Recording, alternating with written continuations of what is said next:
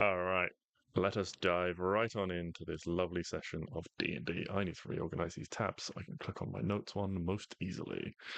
There it is. And So, last time, haven't had a week off, I'll do the usual recap.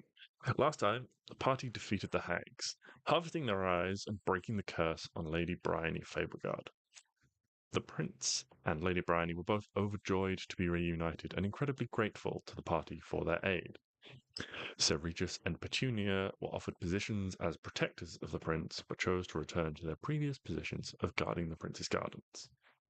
The party were invited to stay for as long as they wished to help restore the lands, but chose to leave the next day, eager to get back and help with the fight against Balsam.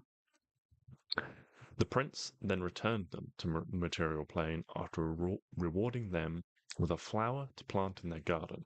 The flower would allow them to return directly to the rose garden if they chose, and a medallion that would summon his greatest warrior to their side when they needed it.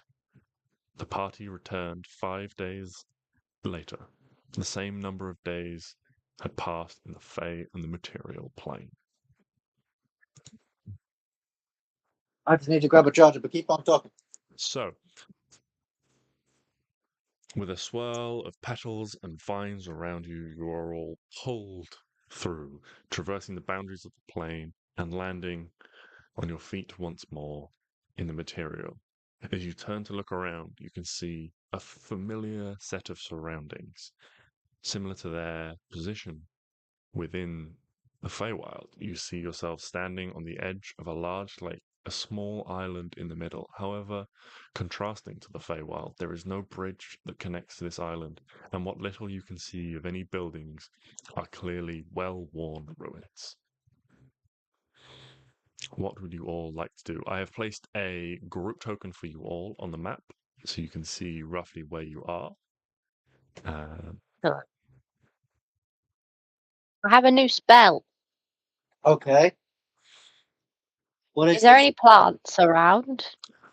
There are a few plants and things like that. Maybe a small copse of trees and Yay! things.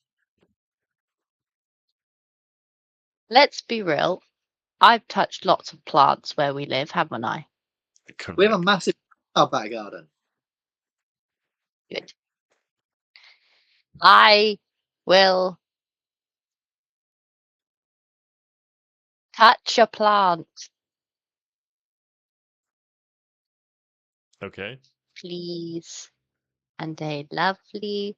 What actually happened? Jesus, yeah, we're so far away. But I wouldn't worry about it. me neither. I'm going to just step on the flower like a bad person. Okay. It doesn't say that. Yeah,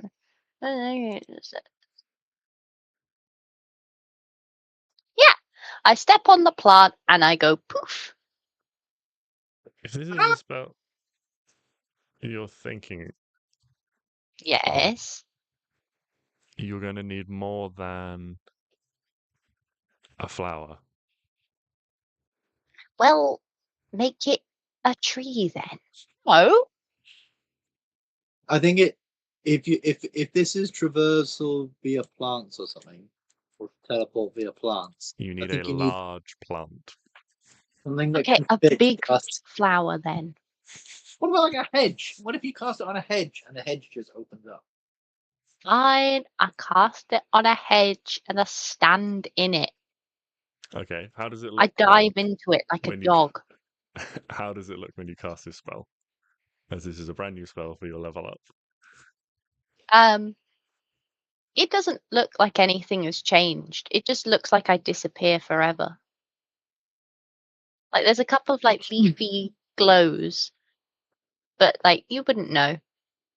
I And attack then I just the hedge's don't spell at our end. attack the hedge. Can my head pop up and go, come here? It is. I will be lenient is. on this as this is the first time you use this spell, but normally this spell only lasts one round, so you only have 6 seconds to get everyone you want through it. Well, Well, yeah, it's Hurry 6 up, seconds. So children. in 6 seconds, Arwen jumps in, Stix pulls out a sword and goes, "Wait, what the fuck?" And Arwen's head pops back out and goes, "Come on, guys!" Like in a cartoon. Also, words literally cannot describe how happy I am that you have this spell now, because I know. I was like, we're gonna have to go a really long way, and I can't be asked. I'm getting this. Now. We just not all these random encounters and everything we've done all this time as we've literally traveled across the fucking world except for the mountains has paid off because we've got two naturey people, and you know you're a druid. You definitely touched a lot of trees and seen a lot of trees and know a lot. Oh yeah, I've probably talked to them all. We could go absolutely anywhere. Yes. Where are you going? Into our front garden. Into your garden. Yeah. Okay. Oh. Yeah. With a rustle of leaves, Arwen ducked back in. A few more leaves sort of fly into the air, with a sort of ethereal, magical glow around them as they settle on the ground. But the rest of you, if you wish, can follow. And you are all teleported back to your house in Rosenzen, stepping out of the front garden. Oh, Where was that was this a hard day's travel. months ago? My Um, God, this has revolutionized everything. mhm. We can go. Oh my God, we can just go check up on people like whenever the fuck we want.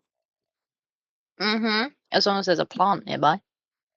Well, let's face it, we spent a lot of this campaign in the fucking massive elven forest where there's literally trees everywhere. Does it work with like sea plants? I mean, I don't see why it wouldn't. You need a plant that is technically of large size. So you'd have to What if it's a massive one? So you'd have to find a big plant. But yes, if it was a plant, then I don't see why it wouldn't work. Ooh. Whoop whoop. Awesome. We're home. Yeah. Everything. So Who's got the keys? Oh shit. Oh, look at the car. I'm in the rose garden. Ah, fuck. Some random Jeez, get a fairy fun job. fucking house now. Shit. It's fine. Yeah, just Chappy. Got the keys. This is kind of in short order, the door is opened, and it is, having called out his name, it is the familiar figure of Chappie standing there. Woohoo! Just sort of All right, cocks his big man. mechanical head to the side. Welcome home. hello. Oh, God, Making awesome. a new set of keys. For all of us, because apparently all of us, why do all of us only have one set of keys? We should all have. Don't tell me we all Because left we our keys, all go together, always. except for that 6-month period where we all didn't go together for about, which was literally like a couple of weeks ago. Hush, hush, hush now. No, no, no. That means that's down to the house. Oh yeah. Oh yeah. Oh, can you imagine if Neo has keys to our house and Balsam could just be in our living room watching Sky TV? Ew. He's paying for the TV license then. Yeah, let's face it, this group is paying for a TV license. No, Jeez, no way. there is no way. We'll whatever the guy, the TV licensing people just come to the door. We'll just be like fully armed in weapons and gear, and just like, oh yes, hello, we're off adventuring, off to kill some things that are much more powerful than you. What are you here for? Nothing.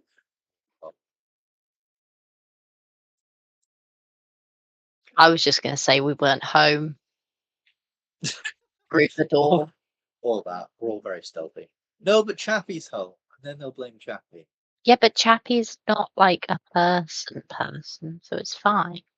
Yeah. He doesn't pay taxes. Neither do we, but like that's not the point. That's fine. We pay them in our lives. Our deed. Our good deeds. Yeah. Sometimes. Yeah. Our deeds. Pay them in deeds. Deeds done. We have. A lot cheaper. Anyway, back on track. Oh yeah, what were we talking about? So you've just Go on. arrived home. Ah yes. Hi Chippy. How are you? Do we know how long we've been away? Currently, you don't. So What's meta-wise, the year? I hold him. What's the year? What year is it? he tells you the year. That doesn't. Oh my god! Oh no. I don't remember what year it was. Is it 2023 or 2024? I can't remember. What month is it? He tells you the month What day is it? and then the day. How long has it been since you last saw us? It has been 5 days. Ah, Ah, nice. Panic over. there we go. Can you imagine if we'd been gone years and like nothing had changed? Chappie was still there, our house was still there. It turns out that they won. They didn't need us in the end. It's the believe. That Yeah. would be such a rug pull. Yeah, you guys were gone. They figured it out. Some new heroes came along. Welcome to campaign 2, guys. We killed the new heroes. When the heroes of Amber left, it was left to one man who knew the story, Piper of the Fables, to round up a crew and solve the problem. Ew. Oh God, No. now that's No. He's not taking our thing. Our fame and our fortune. I hope there's fortune after this. I'll be mad if there's not. we got a I mean, pretty you got nice. 12,000 gold out of the Herringon people, so We did. Yes. Took money. Right. Well, time to go spend it. And should I forget what time is it? you guys left in the morning, so it would be probably pretty early morning, sort of mid-morning time. As you guys are sort of milling around, sort of maybe dumping your things and stuff like that, you hear the sound of a key turning in a lock, and the door opens up, and Matilda comes in, and she's carrying like a big paper bag that you might think would be like a grocery bag until she like dumps it on the table, and a load of like potion ingredients and various other things like spill out. Tilda, have a key to our house. You say why? Yeah. The reason. I don't remember giving Matilda a key to our house. I mean, hi Matilda, how's it going? Oh, hi, you guys were back quickly. I thought you'd be gone longer than that. Yes, don't mind all this. I've just, stuff for making various things with Regis. Components and all that. And as she does, she sort of turns around and knocks the bag again that she's like stacked, and it falls over again, and something like rolls onto the floor. And she like quickly whips around and like conjures a mage hand to catch a bottle before it hits the ground, and like scoops it back under the table. It's like, maybe I'll just put these away now, and like picks it all up again and like starts to like bustle off to the laboratory. Hold on. I want to get this straight. Matilda. Yes. Spoken to you maybe 5 times in my life, but I can tell you're a good person. My question is though, how does a person I've only spoken to 5 times in my life have a key to our house? Did you take Arwen's? Why do you own a key to our house? Well, Do you live here now? Well, no, I live just outside the city in my house most of the time, but it's convenient to have a key to work here with Regis and things like that. And I spent a lot of time with Arwen, when I was teaching her Draconic and things like that, and it was just sort of easier for us both to have keys so we could be coming and going. Sorry, I didn't realize it was a problem. I thought it was all right. It's not a problem. That makes imagine, right? Look, like if you go to a place, just because you go to a place very often, it doesn't mean that you should therefore get a key to that place. At the time, we barely knew. Don't even get me started about the vampire. Speaking of which, where is he? Sorry. It's probably downstairs. He probably is downstairs. Wasn't he making us more teleport balls? Yes. I feel like he was making us more. Yes, I believe so. Yeah, more teleport balls. Okay. Please use the correct terminology. The boogaloo balls. Ah, boogaloo balls. Yeah. Anyway, sorry, Matilda. I'm not being like offensive here. I'm just very concerned because we forgot our keys to this house, and yet somehow you have a key. This is all a lot of information. Oh, is that what this means? Arwen told me it stood for special, but this key has an S on it. Does it stand for Stix? No, it stands for spare. Ah, right. Right. So that's what's happened to the spare one. It's probably good. Sorry, did we all have keys? Did we not? Huh? I'm imagining in this scenario that we did all our keys, but what happened was, and it happens when me and Chantel go out all the time, is that we were all like, oh, we're all going out, so we only need one key. And Stix, So they're all inside. and Stix, being a smart and sensible person, said, no, we should all bring our own keys. But Klari just didn't bring her key because she thought, well, if we're all going out, we'll just have our own. Klari is smart. But yes, so all of our keys are inside. Anyway, Hugo ate my key. that's fair. That's fair.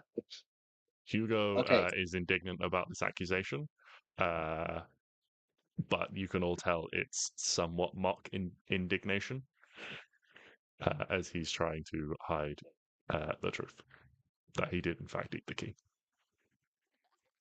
Nice. Okay. I don't know what we want to do for like the rest of the day, but I have a spear to get fixed. Or Okay, well, I'm just gonna stay here. oh, Yeah. okay. That sounded very, very ominous. Like, given this new ability you have to teleport through time, you're definitely not staying here. No, I am absolutely staying here. Okay. Whatever room Matilda is in. Oh, this all makes sense now. Matilda's teaching you to read. Yeah. Oh, Arwen said something implying she had a girlfriend last session, and we were like, who? Is it Matilda? yes, it's Matilda, I suppose. Aww. So that's what I think you mean that's who I was going to say. Anyway, off topic. Stix, fully now believing that yes, Matilda's just teaching you to read and teaching you about things is going out and Lord Motsigneer to Okay. buy out. Okay. Klari, you going with Stix, or is there anything else or something else you'd like to do?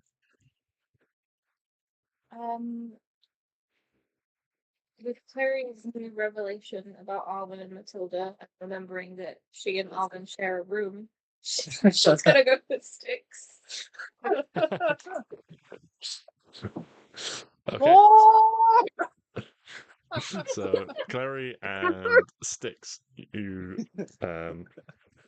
you head out into the city. In short order, you can cross the brief bit of land between and reach the manor of Lord Moxignear. Great.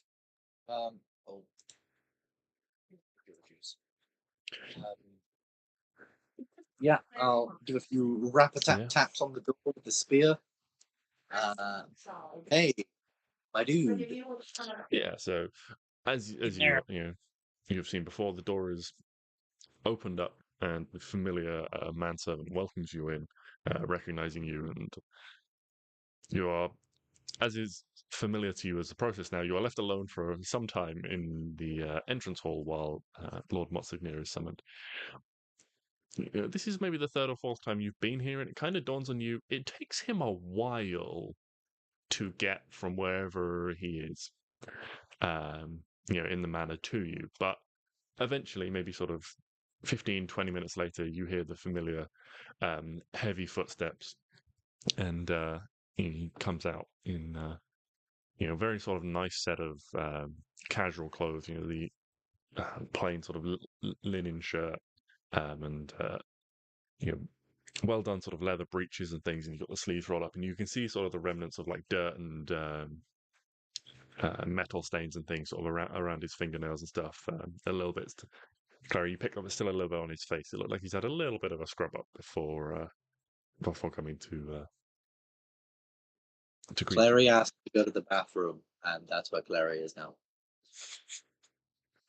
But yeah, he greets you. He's like, "Oh, well, if it isn't one of my favorite customers." Oh, yes. I return. I've been far and wide, many planes beyond this one. I found a statuette that is made of a similar metal to my spear. I was wondering if this would be sufficient to upgrade the spear once more, giving it ultimate power. Yeah.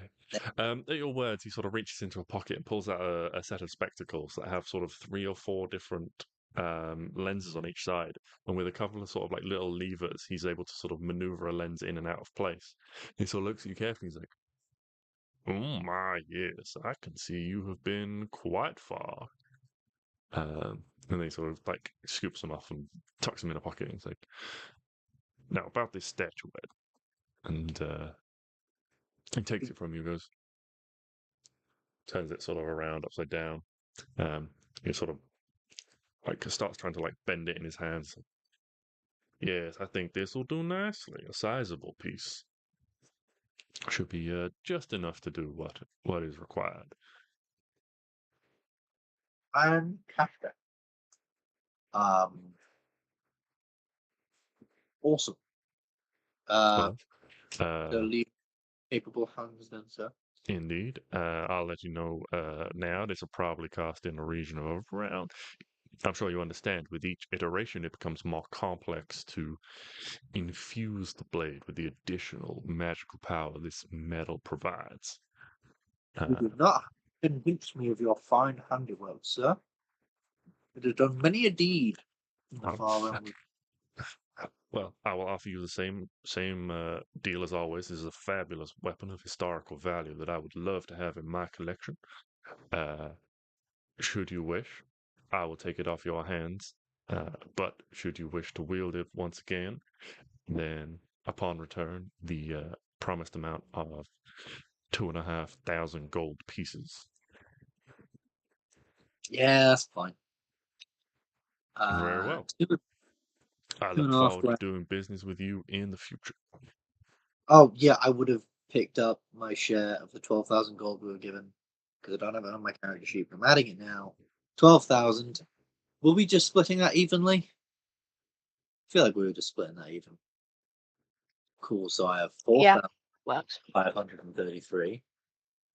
But then minus 2.5 grand makes that 2,033 gold. Fantastic. There you go. Give him the gold. And I'll be off. Chilling in the city. Was that the Starfall steel that you... Yes. It is. So Okay. I can... Arwen, what are you up to while your Hello. companions are out of the house? I just am watching Matilda do what she does best. Being pretty. Doing her work that she is doing. Yeah.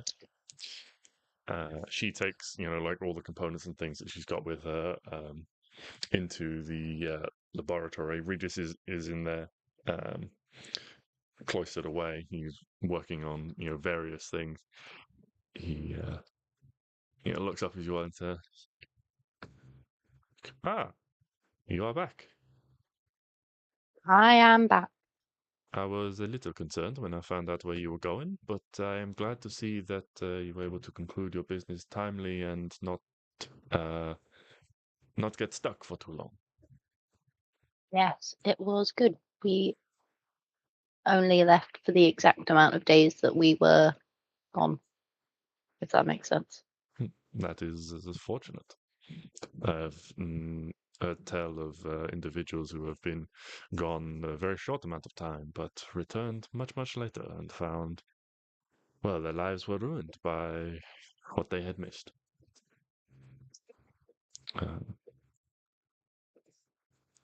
But yes, and you can see there are various arcane diagrams and things sketched over the walls on like boards and things like that. The like vial of Spectatrice essence is like sitting on a little like stand, just a sort of like hovering in like a little like bluish light, sort of hovering up and down. It's like I hope your mission was a success. Were you able to gather the required components? I have the balls.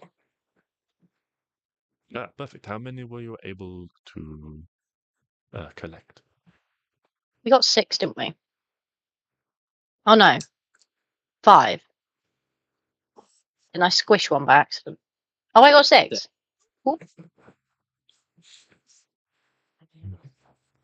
So he'll like take them from you, like holding out like a little metal container that, as you like drop them in, he just like seals it away, and there's a sort of noise that seals it shut.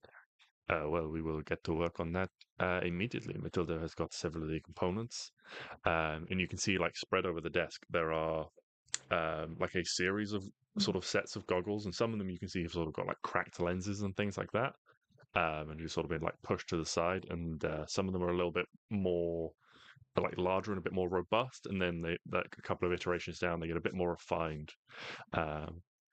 We have been testing the theory of combining different elements in, so hopefully we shall have no failures, and we can provide you with 2 eyes each. Woohoo! I will assist with like anything they need, Mm-hmm. like Yeah, passing them stuff. Yeah, so a lot of the talk just sort of goes over your head because it's just high level arcane jargon, but they start to sort of like distill one of these eyes down.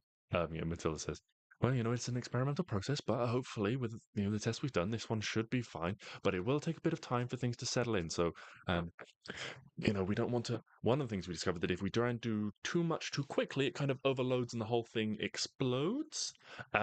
Fortunately, Chappie's quite good with some bandages, and one of the clerics was able to sort of clean up most of the blood. So Brienne was very helpful with that.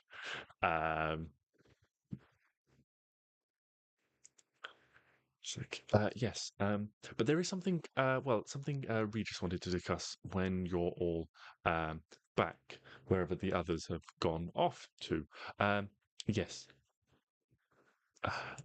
and things continue. I'll They be are, back in it. yeah, they begin to put things together. Is there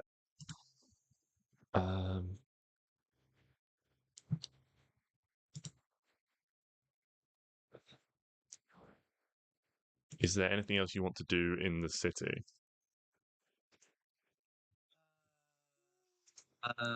I do not think so. Sell. Okay. The other thing that Lord Motsigneer will tell you is that it will probably take him about a week to finish everything off for you. Bloody tastic.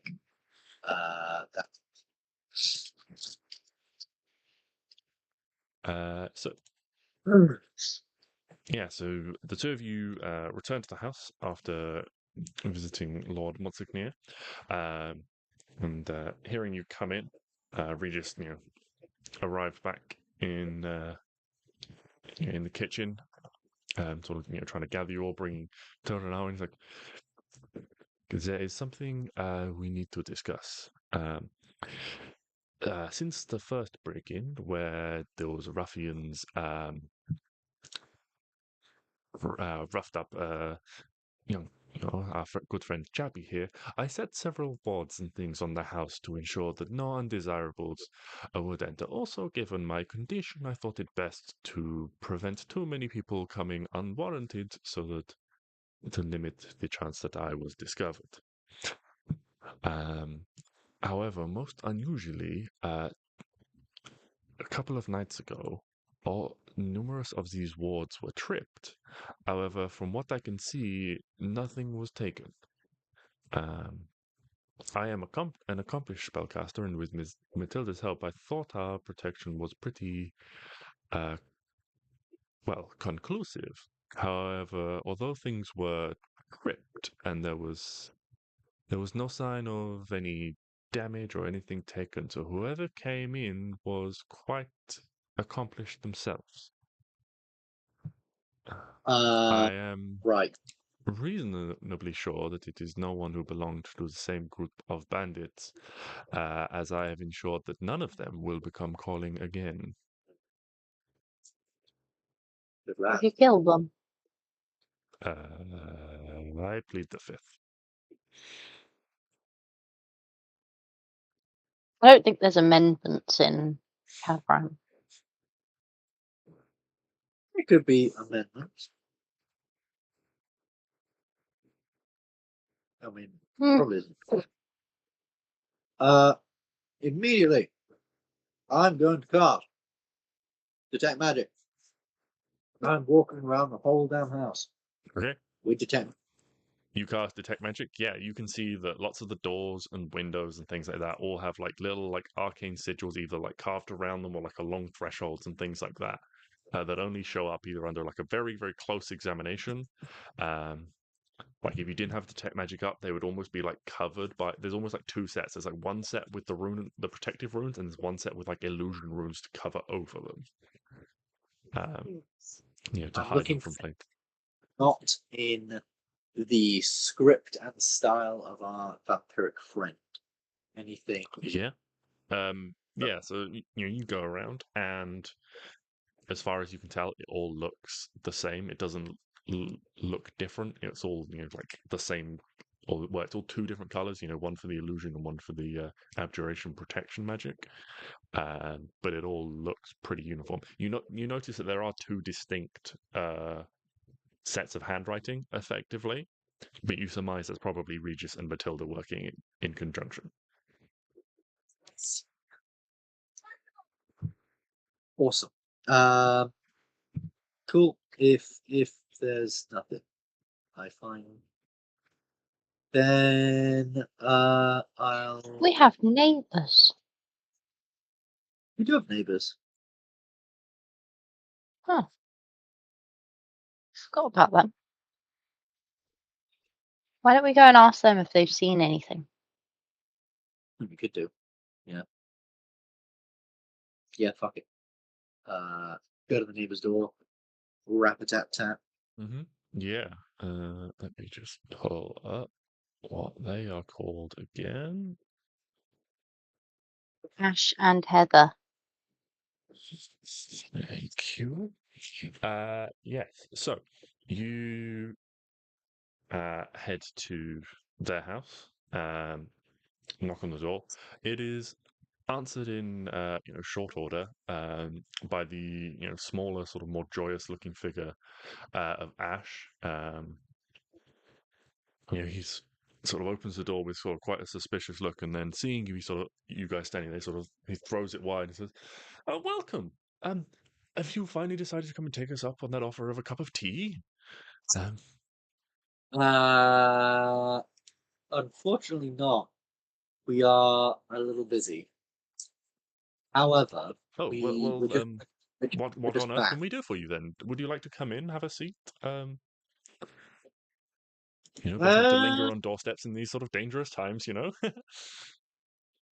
Yes. Good point. But we just got back home, but we're just heading out again Oh yes, soon. you said last time that And you were adventurers. I mean, coming and going at all sort of hours. What an exciting life you lead. indeed, Yeah. quick view. We've been told by one of the watchers of our house that apparently there was some kind of break-in or some kind of intrusion. Are Oh, you that's aware of terrible. what we went on in our house? Are you aware of any possible break-ins or entries into our house? Oh, Um, that's terrible. No, we didn't see anyone or anything going on. Heather, and he just sort of calls and she like sticks her head out. And there's the larger, more muscular figure of Heather. She's like, "What?" It's like, "Well, our delightful neighbors, they had a break-in while we were away, and so wanted to know if we haven't seen anything." She's like, "Oh, well, that's not good." Sort of like looks around as if like assessing the doors and windows. It's like, "Do you have anything nicked?" no, apparently they weren't there to steal anything, which is almost even more concerning. Oh, that's weird. Can Takes all I sorts, I make suppose. can I make an insight check on these two to try and determine their truth and whether they're maybe lying or coming up with something on the spot or maybe know something. Oh, what a roll! Let's roll.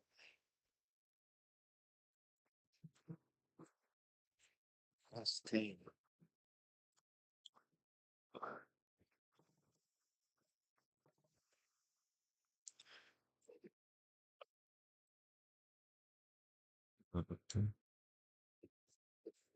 So you look them over quite uh, carefully, and you're a little bit suspicious, but you're studying them quite carefully, Right. and maybe it's just these people are strangers to you. Um, maybe it's just the fact that it's a bit of a sort of strange situation. Um, you remember in the past they said something about they were sort of looking for they'd recently arrived in the area, so maybe they're just a bit sort of on edge about the um about the prospect of a break-in. But it occurred to you that they seem a little bit they're not as relaxed about the fact that you've had a break-in um as they are giving off. Well, that could be for all sorts of reasons, because that could also be that they're nervous that they're going to get broken into. Is it like that sort of thing? Like they're like almost nervous that they're going to get broken into as well, or is it a nervousness of uh, specifically getting broken into? yeah, well, you just get the sense that they are nervous about the fact you know about sort of discussing this break. You discussing this break-in with them has made them a little bit nervous for whatever reason. You don't know why, but they are pretending to be uh, more relaxed than they actually are during this conversation. Okay. Uh, hmm. I'll just sort of say, yeah, well, as you say, no, no one wants to get broken into. It's not really kind of thing you want to happen. But if you had any information on this and were able to bring it to us, then I am offering a reward for this kind of information. Um, and not that I think you're hiding anything, but if there is anything that you aren't feeling, or if there's anything you think that anyone in the neighborhood knows and is revealing, would you keep an eye out for me? Because I think me and I'll just sort of like have a hand on my hand axes to my sides, and I'll just be like, I think I'd like a word, in an almost intimidating manner. I would Mm-hmm. an Yeah. intimidation. Well, you catch. They both follow your hand carefully as you know move towards the weapon, and Ash says, "Well, as I say, we'll keep an eye on anyone and everyone as long as we can spare them, won't we?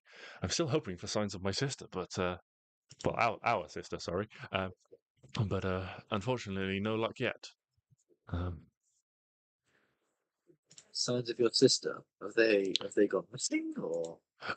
well, yes. Obviously, I'm.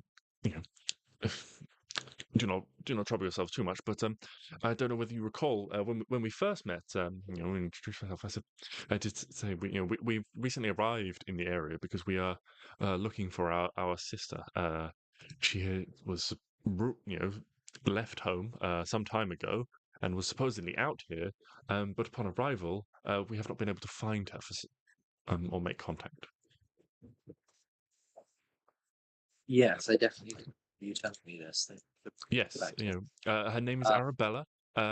Long black hair, sort of quite pale of face. A little bit different to us, but we were part of a lovely adopted family. Our father was very kind and took adopted father was very kind and took several of us in over the years. Oh, what? then Arabella, didn't we put her in a jar? No, that's Belladonna. Oh yeah, sorry. Easily confused. Who's Arabella? We've definitely. Am I thinking of Baldur's Gate? Is that kid called Arabella? Possibly, but he did mention the name before last time as well, so that might just be why it's ringing around inside your head. Oh, maybe. Fair enough. I think I dropped out for a bit. Oh, What did you say to I simply, basically, sort of somewhat threatened that if they knew any more information, that they were able to tell us there was a reward, and if they knew information they weren't going to tell yeah. us, as a gesture at my hand out. Did you hear the results of Stix's insight check? I heard half of it and then it Okay. dropped out because I Okay. really wanted to say something, but I Oh, don't right. think I could be heard. Okay. Well, in summary, Stix was able to ascertain that they were less comfortable about the conversation of the break-in. The conversation of the break-in sort of made them nervous, and they were hiding. They were trying to hide that. Look, they were a little bit nervous about that. We can sort of roll back a little bit if there was anything you want to add. I mean, all of what Stix said is fine. I was also going to say, like, we won't be at the house tonight. So if you could keep an eye on it, that would be great. Because we won't be there. So we're just a bit wary of who might be around and stuff. And Yeah. so if you don't mind just, looking out. Thanks. Obviously, we're not actually going to be out, but. Are you? So you're trying to lie? Yeah. Okay, make a deception check. Can I assist her in this live? I've been like, oh, yeah, of course. We've been invited to. Oh, what's the city? Genevieve's house. Yes, we've been invited to Lady Genevieve's house in the council. Yes, of course. And that's going to take all night. Well, yeah, that's all the way over in. It's all the way over in Yelion. We're gonna to. Oh, you're leaving the city quite so soon? Well, only for like 2 or 3 days. It'll be fine. 2 or 3 days. the My geography's not great, but I did not realize you could get to Yelion in 2 or 3 days. Oh, us magical types. Oh, So, well, that is rather impressive. I bow to your superior skill. The adventuring life is certainly not for me. well, Am so I doing a deception check? Sorry, Yes, please. with advantage. we Yes. advantage. 17. Oh, thank you. The advantage. Oh my! Not very deceptive. I need to set some lights on. I cannot read that dice on stuff. What does that say? Oh, okay, that's just that. Probably that I'm the best, It. and all my rolls should be good. Uh-huh. Mhm. Well, yeah, Ash looks at you all and just says, well, best of luck if you have council business. Well, don't let us keep you if you have have a trip to make. Please, do keep an eye out for Bella if you see her. And yes, certainly we shall certainly keep an eye on the house when we can spare it. Awesome. Thank you. Thank you. Not at all. I But, think they're behind it. I'm not saying that when we're in the house. That would be stupid. no, you are graciously ushered out into the street again, and the door closes behind you. And then you can say whatever it is you like to say. Yeah, I would, obviously shut the door, head back to our house, Hmm. and be like, well, they're definitely lying. I think they're definitely not telling the truth, but I think we need to seal this lie. To seal this lie, and we need to leave. Hmm. You I can was ability on, right? invisibility. Yeah, was that a thing you could do? Yeah. Yeah. That we could we could all just get on Elvis and this evening, make a whole show of leaving, and then So well, long, people. when we're out. Well, no, but sort of make a big thing outside the house. Like, oh, do you remember this? Have you remembered to bring this thing? Oh Mhm. no, run back inside. Sort of make a whole thing of us leaving the house Mm. long enough so that they can see. We're waiting outside for someone to hurry up and finish, and then we're like, all right, no one needs a toilet, no one needs it. Okay, cool. Mm. And then we all get on Elvis or whatever. And we leave via simple methods, you turn into a bird, I can summon Elvis, what have you, we'll leave. And then when we're outside the city, you can cast invisibility on us, we can all just come back. Sounds good. I like this plan. Or you could cast invisibility on us, and then can they see into our garden? I don't think so. No, not from there. They're sort of like they're like over and down the street a little bit. Could you then cast this spell to get us back into the garden tree then when we leave? So then it's like, aha, yeah, we're done. Oh, we wait not because it's same day, right? I mean, I can. You probably don't want me to hire a spell. Not really. We can just walk back. It's not. Yeah, I just don't want them to potentially see us coming back. Yeah, Although but we'll be invisible. yeah, we're very stealthy. And yeah, yeah, that's fair.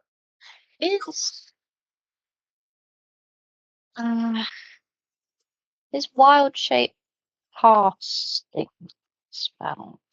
No, wild shape isn't casting a spell.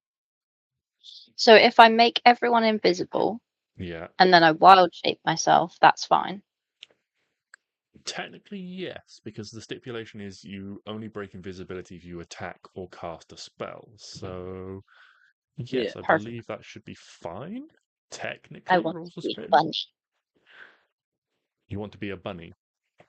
funny Okay. when So I want to patrol the garden as a little bunny. cool. Not yet, obviously, when Yeah. I've made everyone invisible and all Okay. that. Is there anything you? Okay, sounds like a plan is forming. Is there anything you guys would like to do for the rest of the day, or would you like to fast forward to the evening? think I'm good. Yeah, I think fast forward is good. Fast forward. Okay. Yeah. Any more planning you'd like to do before I skip ahead? Oh, really quickly, can we tell Genevieve that we're back? Or who did we tell? We told Genevieve and Brienne that we were going, didn't we? Yes. We'll just send letters to them real quick. Yeah, we've got people. We have got people, and we got time in the afternoon, and Cibrienne's in the city, so Yeah, we'll just go Yeah. and tell her we're Yeah, back. you can go and see her. It takes you a little bit of time to track her down. She's like on duty somewhere. With a group, like actually patrolling outside the city, but close to the city walls. So it takes you a little bit of time, but you are able to go and like intercept her. And what she does, she is very pleased to see you. She's like, a pleasure to see you all again. I'm so glad you're able to conclude your business so quickly. What can I do for you? Well, we were just telling you we were back. yeah, You we know, just friend. Well, thank you. Thank you. That's very kind of you. I'm glad to know that you are back. It was. Thank you. I wouldn't want a repeat of last time where you just thought you'd gone missing. exactly. Yeah, of course.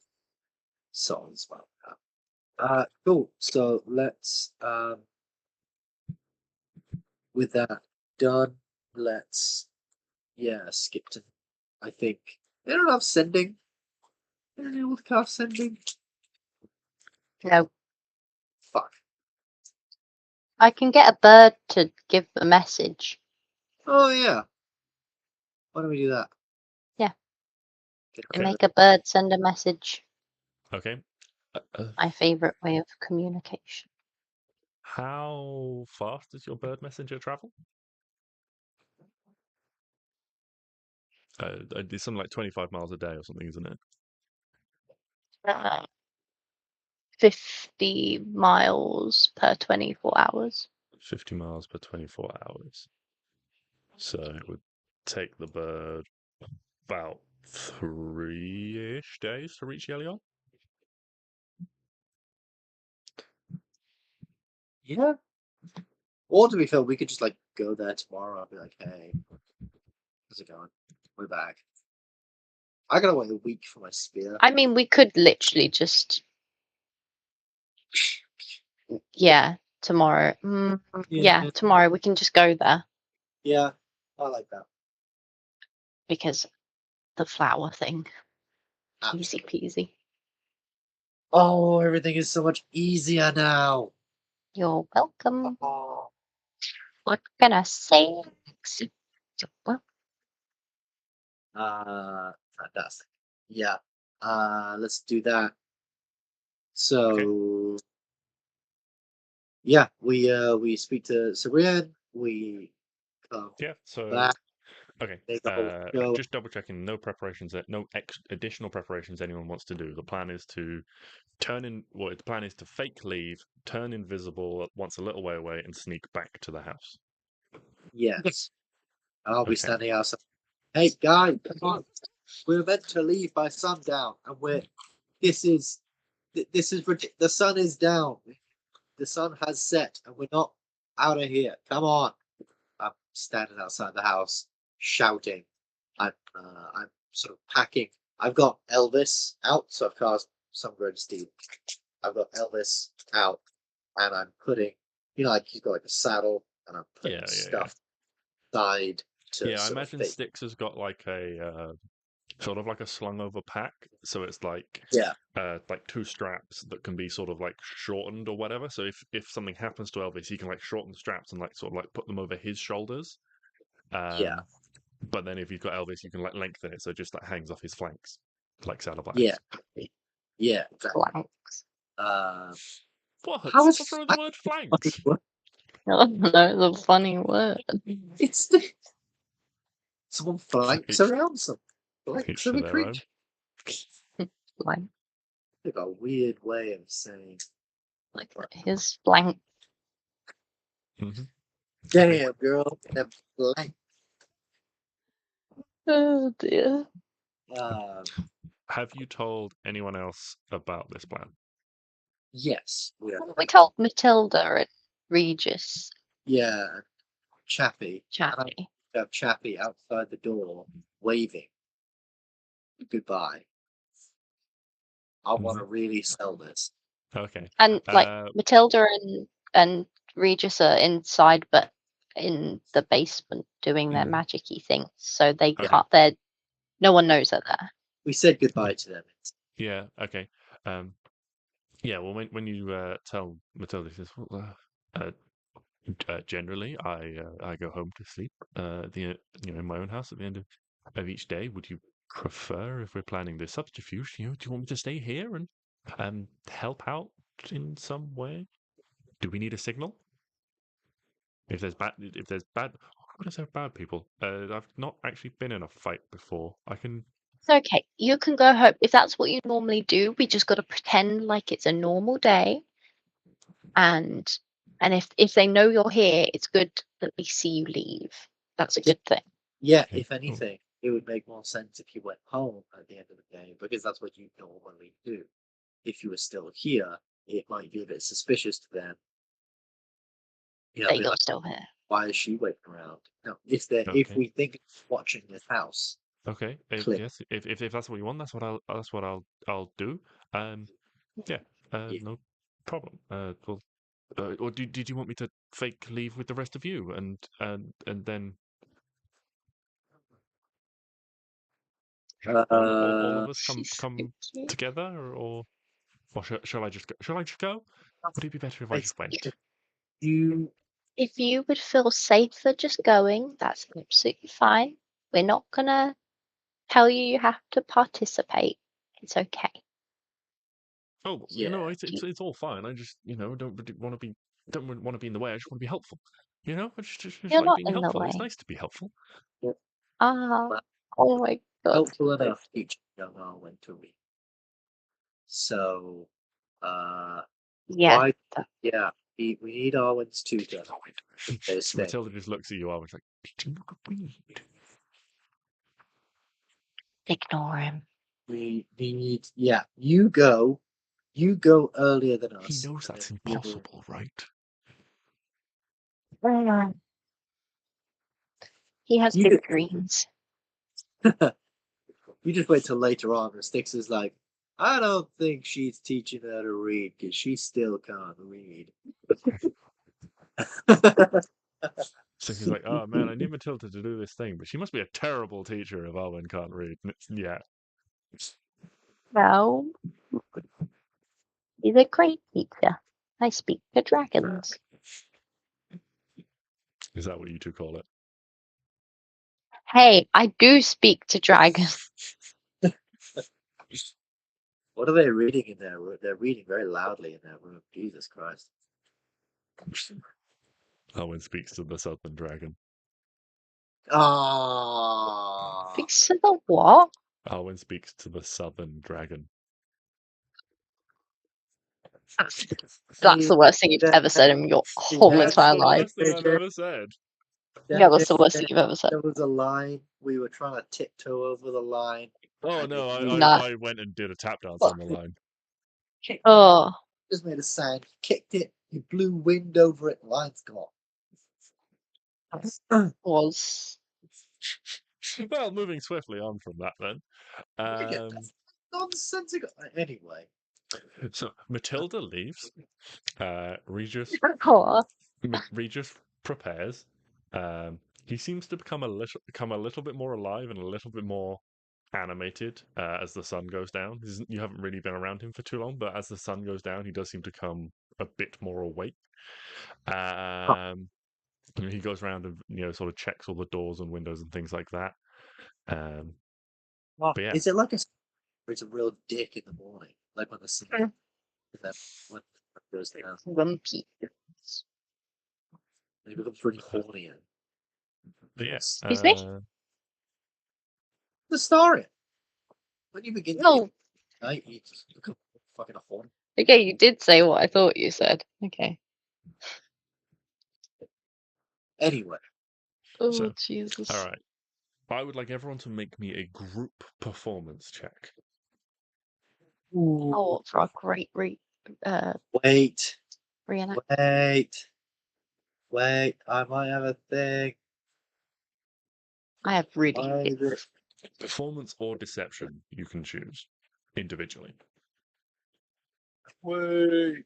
Both as bad as each other. I feel like I have a thing. How do we do a group one? Do we all just roll it individually Everyone and just then? rolls, and it's like a. Okay. Sometimes I'll do it on like pass fail, as to like passes versus fails, and sometimes I'll do it as like a cumulative total. So the total might be like 45 or something like that, which represents an Yeah. average of 15 each. I'm not including Are we Hugo in still? this. You're not. No, Okay. as Are we as still only waiting? as the common person would not be able to read the body language of a dragon. Never mind, don't stop waiting. Go. I thought I had a thing. I don't have a thing. Okay. Okay. Performance or deception? Oh, okay. It's all right. Stix. Yeah. That wasn't very good. No, wait. I think I have. No, I don't have inspiration point. Never mind. I did so good. I put on the performance of my lifetime. Because I know your charisma shit. Performance or deception?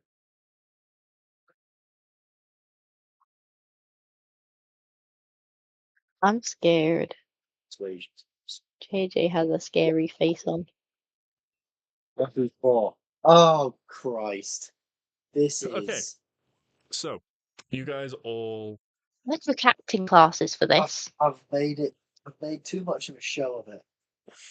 You guys all, No, put on your best effort and make a big show of leaving. Sort of calling out, and maybe it's the overdoingness of it. I've made Because it this is better. not something this is not how you normally leave when you leave. But Regis sort of like is hanging back in the door as the last remnants of sunlight are fading, and you can just see there's a look of what on his face. But you all head off into into the depths of the city streets, as if you were making for the closest exit. I think we should literally leave the city. And then, Okay.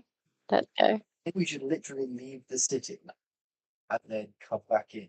Because with invisibility, it's like 10 minutes or something. And I'm assuming if we were to like fly or whatever, we could get back to our house in like 10 minutes. So invisibility lasts like 10 minutes, right? Lost an hour. Oh shit. Well, yeah, Does it? even better. Oh damn! Yeah. I think we should actually leave the city. Like, I think we should actually, just in case they're watching us or something. Yeah. We are very high profile people. Like, I think we should genuinely like leave the city, go out the city gates, take immediately sort of go right to the dark, shadowed alleys of not the city, and then invisibility. Go back home. Mm-hmm. Yeah. Do it. Let's do it, Alright. kitty winkles. You do that. Stix, it's nice for you having not had him for a little bit to have Elvis again. Strolling along beside him, you're all enjoying the sort of evening air. A couple of the guards maybe recognize you as you sort of pass through the streets and give you a familial wave, or a polite sort of incline of the head. Recognizing you as the people who did indeed help out their city when times were dire. Walking past, merry pubs and things like that, people enjoying their evenings, and eventually you get, just through the gates,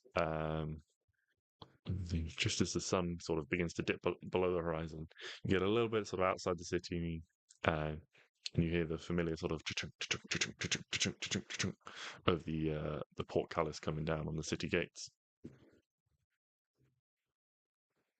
Is that like a curfew? Like, does the city gates shut at a certain time of the evening? It certainly seems to at the moment, yeah. Ew. Why? Yucky. Could be Well, something to do with the war going on, the fact that the city was attacked by a load of undead at some point. Bit of extra security, No. maybe. Yep. sounds Um. weird. Um. No.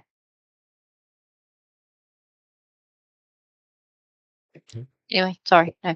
Okay, Nothing. well, once you get a little bit, outside the city as far as you'd like to be, Arwen, you can cast invisibility at the required level. What is it?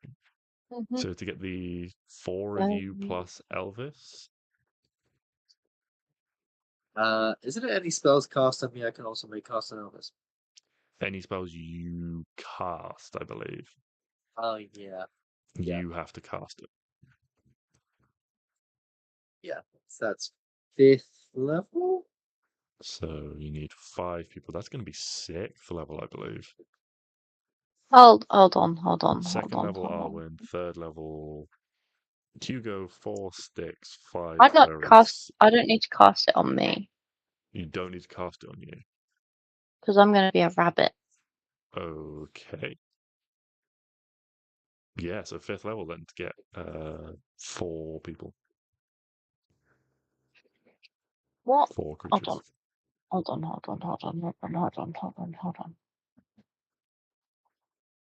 Please hold on to your horses. Holding on to my horses. I'm back to. What? I am holding my horse.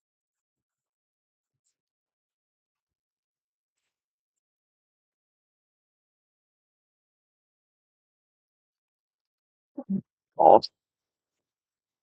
What are you I looking have at? something that gives me invisibility as a spell. Like a free use of it.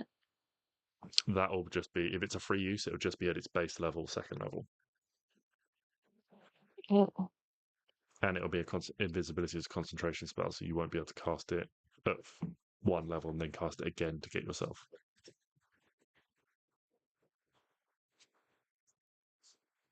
So you couldn't I cast don't it want to once. get myself. Okay. I'm confused. I don't understand. You need to cast, so you're going to cast invisibility on everyone but yourself. Yeah. To do that, you need to cast invisibility at 5th level. Mm-hmm. Okay. Then what are you going to do about yourself? I'm gonna be a rabbit. You're going to be a rabbit. Yes, I'm gonna wild shape Okay. into a little bunny. Okay. That's okay. If you are maybe like 5-10 minutes outside the city walls at this point.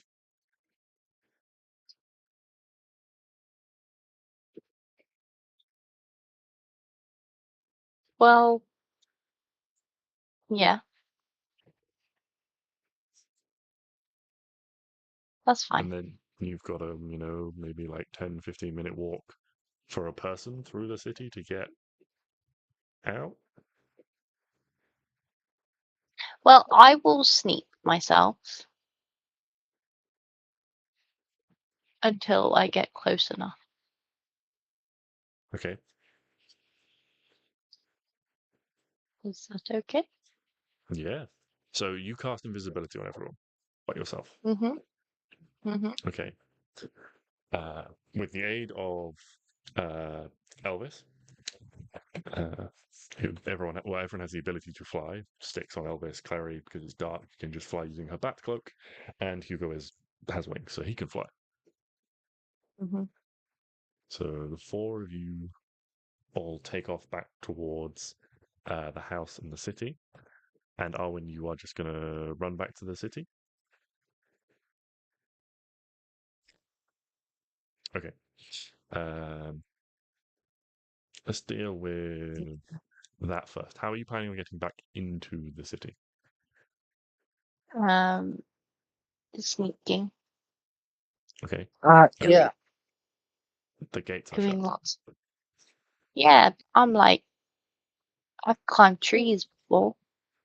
That's what Elvis is for. Elvis is a fucking. He's got wings. Flying. Yeah, but he's currently invisible. Arwen doesn't So have the am spell slots to cast invisibility on everyone. Is the issue. Okay. So everyone's invisible except me, because I'll be a bunny. Okay. It could be a sparrow or something. Ugh, Yeah. I guess I'm a sparrow. Oh, So upsetting. we cast invisibility on everybody. Hmm. I use Elvis to get back into the city because we're both invisible. Klari, who is invisible, has a cloak of backliness, Mm-hmm. or just uses her back cloak. And I'm assuming Mm. a rabbit does not weigh very much. So could I hold Arwen when going back into the city on Elvis? You certainly could, yes. And then I will, drop her off In somewhere. a dark alley. Yeah. Okay. So as a group, you fly over. Can everyone make a perception check to find the house in the dark? Yes. Arwen, you you don't think- have to, as you're being carried. But one for Klari, one for Stix, and one for Hugo. One Klari.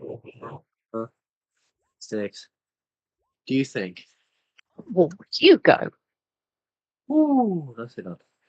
Do you think we could also take a quick 5-minute break so that I could go throw up? Yeah. Thank No you. problem. We can take a real quick break. Before we find out the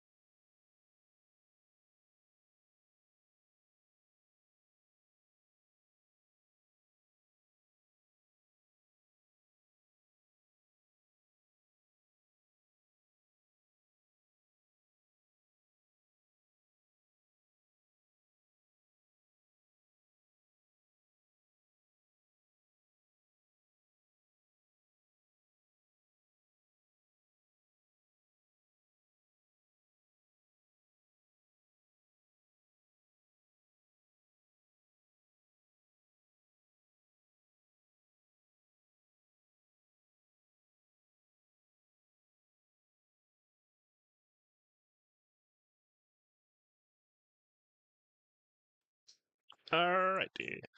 Jumping right back in there. So, you guys are all attempting to find your way invisibly in the dark back to her house. Arwen, transformed into a rabbit, is held in the arms of Hugo flying on... No, the arms of Stix, flying on Elvis. Maybe it is, this cute bunny in your arms that distracts you, Stix, or something like that. But Hugo and Klari managed to make it perfectly well back to the house. Landing in the garden almost in unison, the two of you sense each other's presence as you sort of begin to move around. And it is as you sort of make yourselves known to each other, sensing your presence, Hugo is able to share thoughts and emotions with you as he does. Klari, you're able to whisper to him. You come to realize that Stix and Elvis have not arrived in the desired location. Stix, you put yourself down in what looks like a lovely overgrown garden as you are used to seeing and expecting. And then you start to look around and you realize that you can't see or hear any of your companions. And you realize you're in the wrong place, in the back garden of a stranger's house. Yes. This is fine. This is fine, because I have Bunny one. I'm going to put that Yes, Arwen. Can I identify if I'm in a garden nearby or if it's literally just some random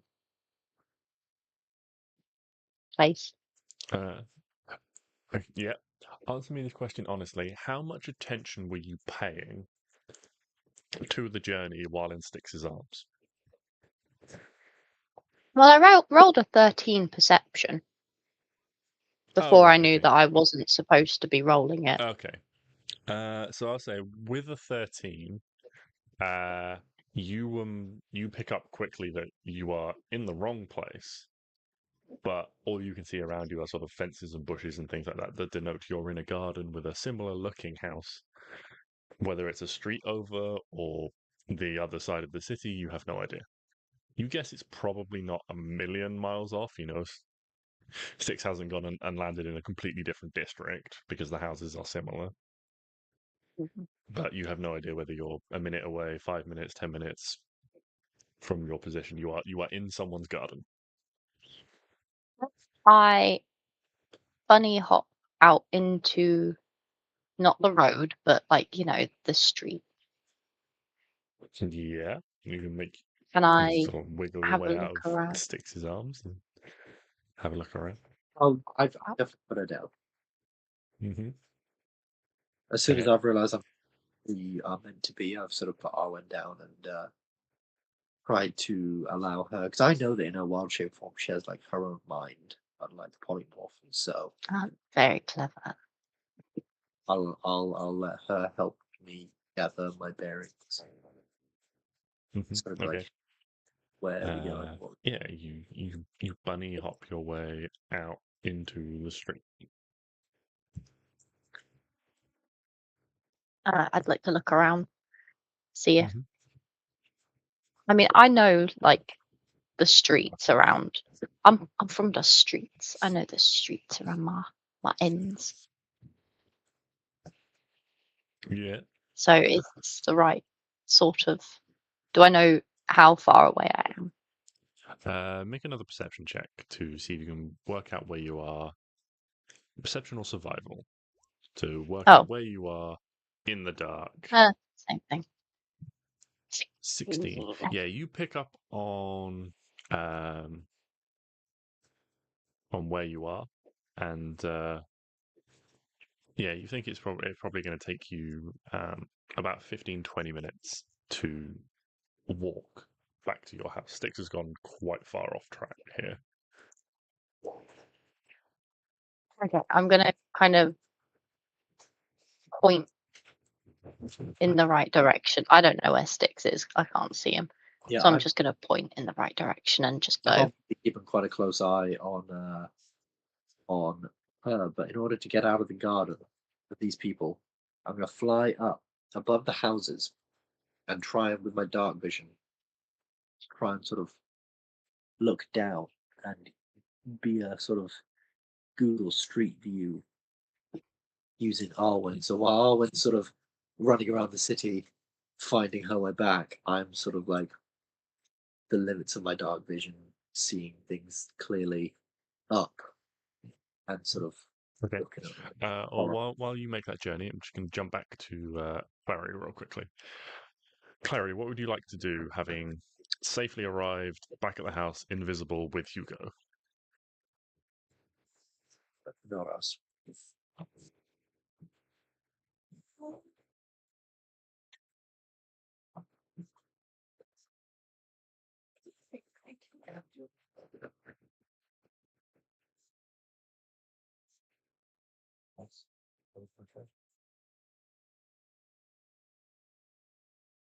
Is there a certain like proximity that my ring with Arwen works? I think it Uh, were.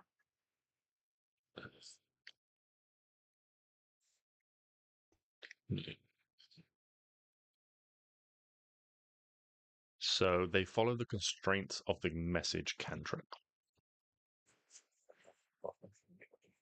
which I believe has a range of 120 feet.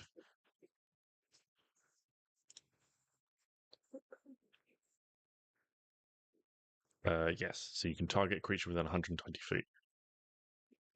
Is 10 meters, 40 meters. Like from here to the car. I mean, you could always try and use it, and then if it doesn't work, you'll know that I'm far away. Yeah.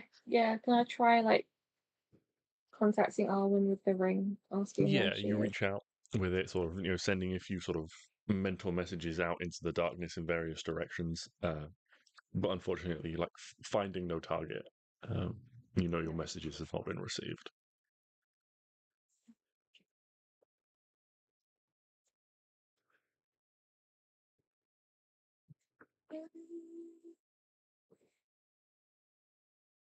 Hugo, did you see where they went? I'm guessing not. Uh, Yeah, you me did out of not. both. No, you were all invisible, He was unfortunately. honed in on the house. He was like, I know where I'm going. I imagine it like, in the film Up, when they all see a squirrel and they almost turn to like arrows pointing up. Yeah. So that it's sort of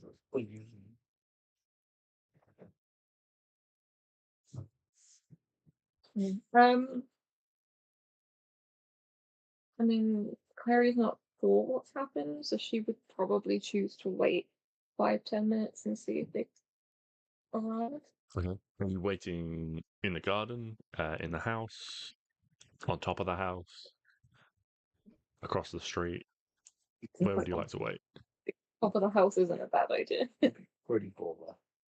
I'm invisible. I can see really far in the dark. Also, just walk up the side of the house or fly up there. I'm gonna wait on top of the house so I can see further. Fucking Assassin's Creed shit right here. Okay. Yeah. You fly up on top of the house. It has this sort of nice tiled, like peaked roof, so you can sort of perch on the other side and peer down into the street, holding onto the edge of it. You hear the sound and of Hugo settling in beside you. There's a little bit of a sort of like nails on a chalkboard sound as his claws settle on the tiles, but he gets himself positioned. Yeah, he's not.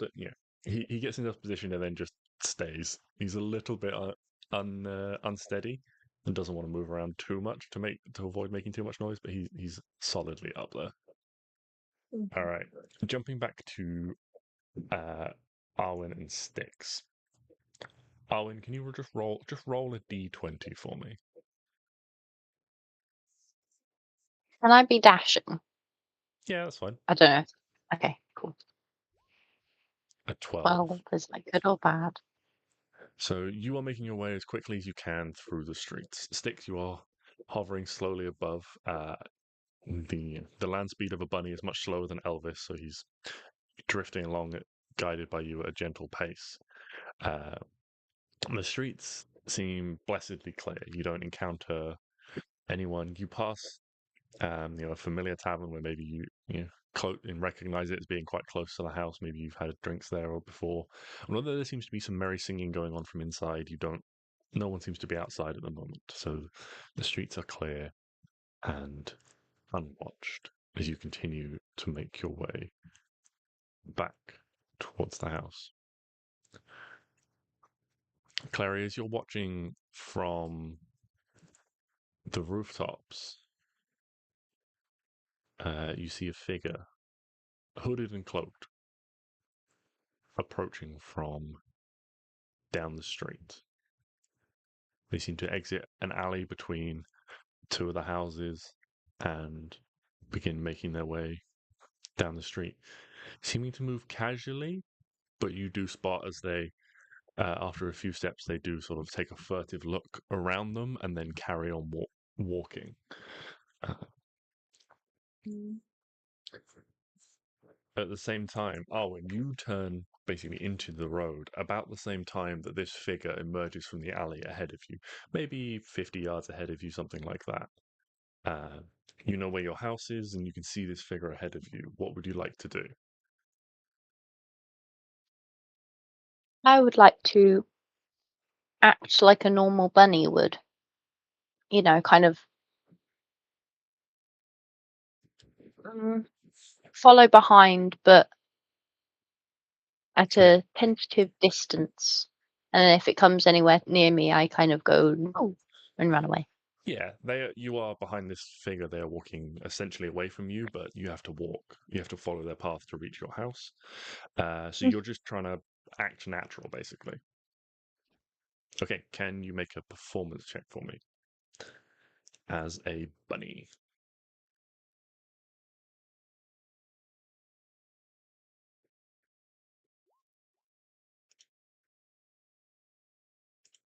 Yeah. A 7. Good, but it's not. Okay. I don't know. It seems pretty bad. No. Okay. It's not a 1. Yeah, but As you are Stix, you can also see this figure from the air. As you watch, all of you watching now, you see this figure walking. They pause in the middle of the street, but certainly in line with your house. There is another house opposite. They pause. They look in the direction of your house, and you see them raise their arms, and there is a little spark of magic. They look around, and then they move on. Can I? Oh shit! I can't detect magic. can any of us, particularly the one who's very good with arcane stuff, roll some kind of check to try and identify what that is?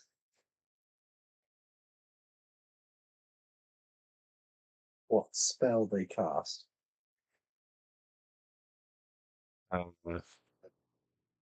Sure. Yeah. What are you looking for, Clary? I'd probably say an Arcana check. Effectively, an Arcana you're watching. Good spell. So The wolves. don't think of it in terms of skills. Think of it as Clary. What sort of things and signs are you looking for to try and clue you in?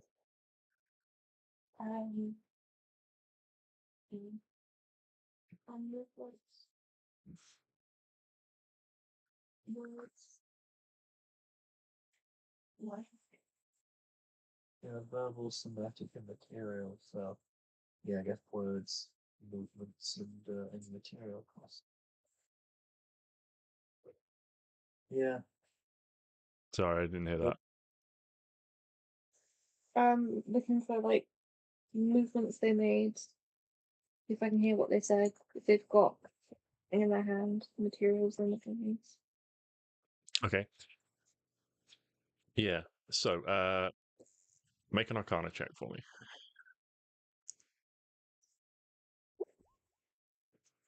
So, from your position, you could see, the other of you couldn't see this, it was hidden by the cloak, but as they were looking at the house, they pulled out something and held it in their hands. It looked to be like a small emblem on a little chain or something like that. Maybe it was just a necklace. Quite difficult to tell from this distance, but they pulled out a small something. And then as they moved their hands and spoke, this thing in their hand glowed a little bit, and you reckon that was probably an arcane focus. From the movements, make a perception check just to see if you picked up any of the words that they said.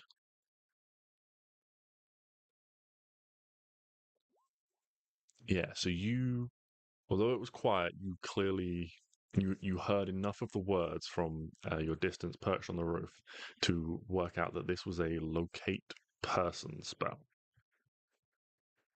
Oh shit! Oh. Yeah. What they did, and that's with us. They're trying to get us.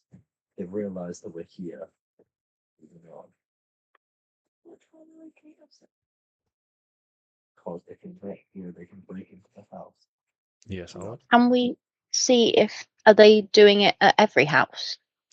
No, Just ours. just yours. Okay.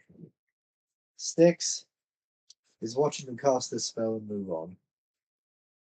I want to know who it is. He is going to. So this person's walking away now, right? Yes. Okay. With more haste. Still at what would be considered a casual pace, but now rather than a casual person taking a stroll, they are now a person walking to a destination with purpose, which would not be unusual for someone moving around at this time of night to want to reach their destination quickly, but there has been a change. Channel Divinity Nature's Wrath, and to point down at them, and a vine comes up and tries to grab hold of them. Okay. Follow. I'm assuming, obviously, that will. What is the saving throw on Nature's Wrath? It says dexterity or strength, their choice. Okay. Wait, yeah, strength or dexterity saving throw, its choice will be restraint. What is the DC? 18. Yeah. So that is a 14. So use your channel divinity, and vines spring up from the street and start quickly wrapping around their legs, holding them in place. You see, they try to sort of jump and quickly dodge out the way as they spot these vines, but the vines are too fast and they grab onto them. Yes, Arwen. Does someone still have Zone of Truth or whatever? I swapped it out for Lesser Restoration. I mean, if we keep them in the house for like overnight, I can get it back in the morning. Mm-hmm. Kidnapping, I like it. Old school, Yeah, going back to our roots. nice. Yeah, Respect. I'm gonna do that. Well, let's go and see who it is. Yeah, so I've done that, and I'm gonna use my new mobile movement, my 40. Actually, no, I'm on Elvis. I've got fucking loads of movement because I'm flying. I'm gonna then speed down towards them, leap off Elvis, and sort of interpose myself between them and where they were going, as my vines have wrapped around them. I believe it can repeat the saving throw at the end of its turn. So I guess I would, obviously knowing this, try and make my way to them very quickly, so that even if they were to break out, I'm sort of there. Okay. What is the range on Nature's Wrath? Nature's Wrath is Fuck me. Okay. So here's what actually happens. I was obviously flying like above Arwen, and um, Arwen was a bunny who got near this dude, near enough that she had to make a performance check or whatever. So as soon as I see him casting this thing and walking away in haste, I then fly down to him. I'll fly down to him sort of quicker, so you probably like feel the wind from, you know, a massive Just tell me what the elk. range on Nature's Wrath is. It's 10 feet 10 is the feet. range. Okay. Yeah, so do this 10 feet away, but I have an 80-foot movement speed. So Okay. yeah, for everything the So you rest have of to them. rush in very quickly. They are grabbed hold of, and then you land very quickly next to them. I Yeah. was just wondering if it was, like 100 feet or something like that. Then they might have a Uh, chance to make the saving throw again before you arrived.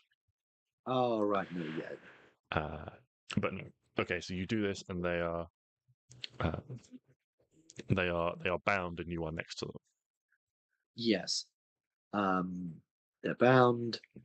I'm next to them. I get off Elvis, and I'm gonna try and rush up to them and pull off their hood and like grab them. That's Okay. Was Is Nature's Wrath so an action? Scooby. Pardon? Is Nature's Wrath an action? Yes, it is. So Okay. obviously, I a lot this. So you are.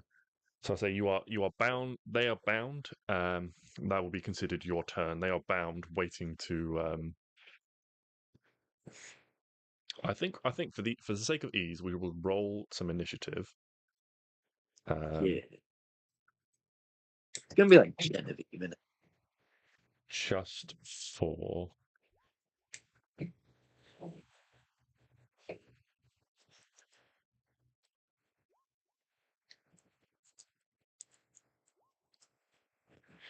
Okay.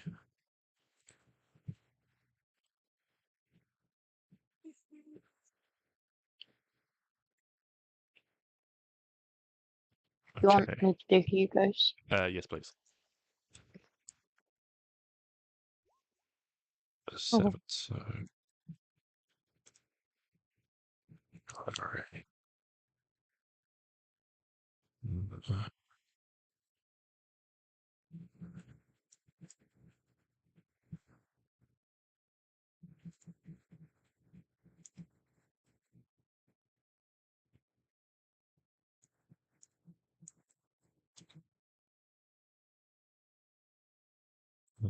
Stix with Hugo bringing up the rear.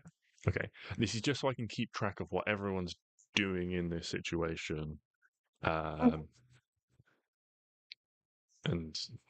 so, Klari, you are up first. You have just seen.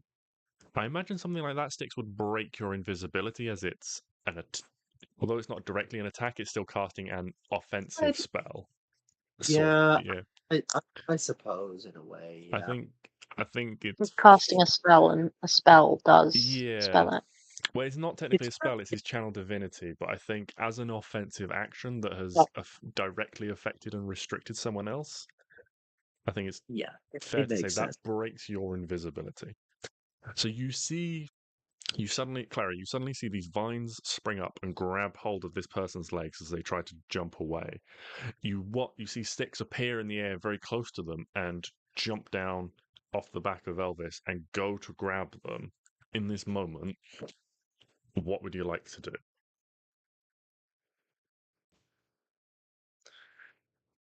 This person's probably moved away, so they're maybe 50 feet, sort of, on the diagonal from you. I mean,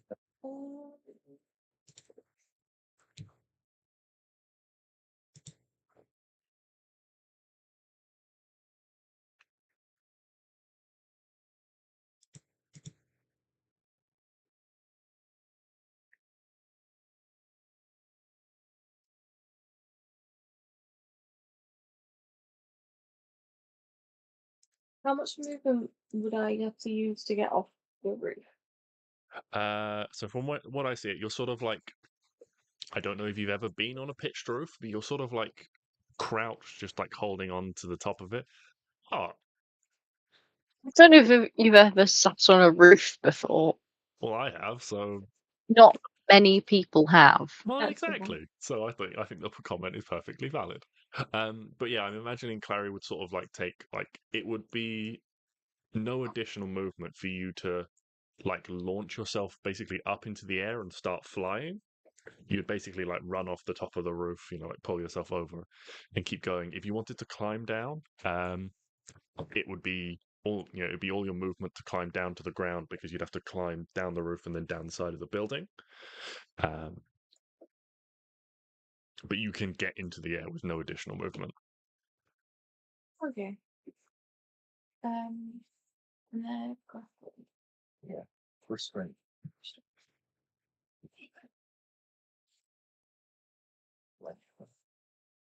Mhm.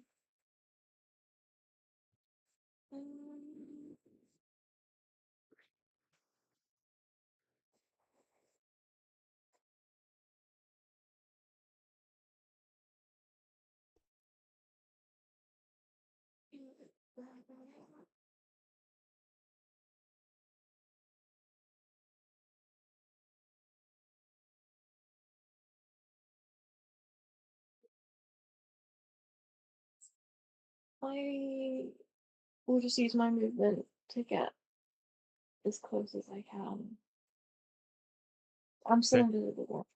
So, Are you yeah, but gonna stay in the air or are you gonna land on the ground? we'll land on the ground. Okay.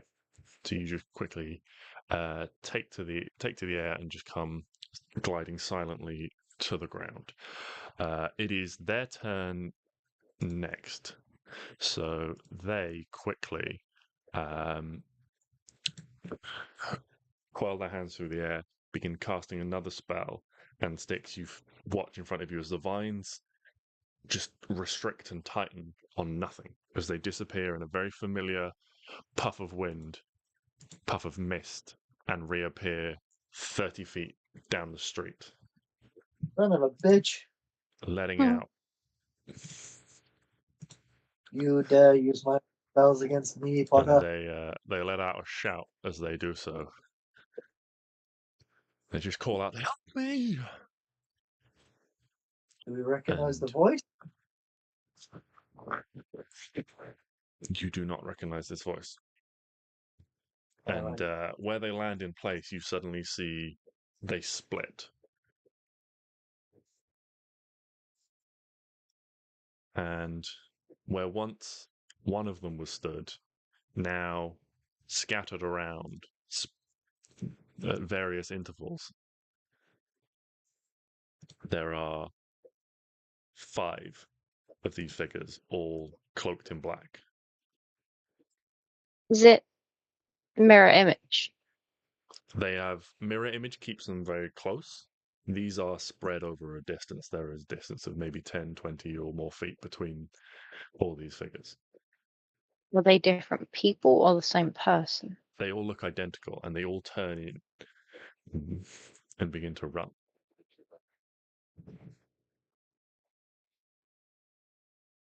Ew. Arwen, what are you doing? God. You are a rabbit, so you are probably maybe sort of 80 feet back now at this point. Keeping your distance. They say 60 feet actually. Mm, I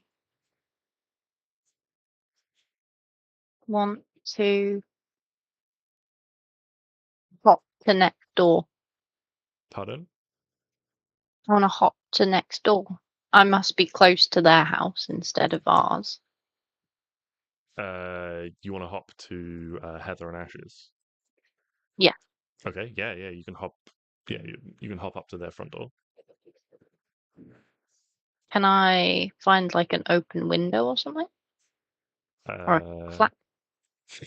Make a perception check for me.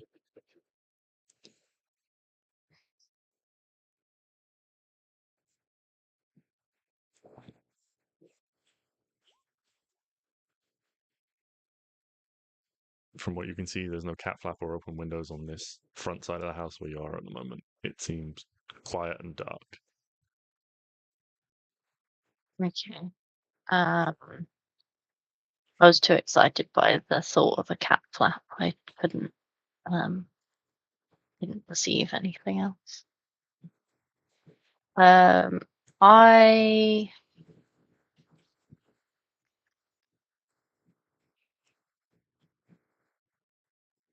am gonna hop to the back of the house and check back Okay, as well. that'll require a dash to get around the back of the house. Yeah, I'll do that. Okay, yeah, you like worm your way like under a gate or something like that as a little bunny and find yourself in the back garden that looks very similar to yours, but is is a little bit more looks like it was tidy recently and is becoming overgrown. Mhm.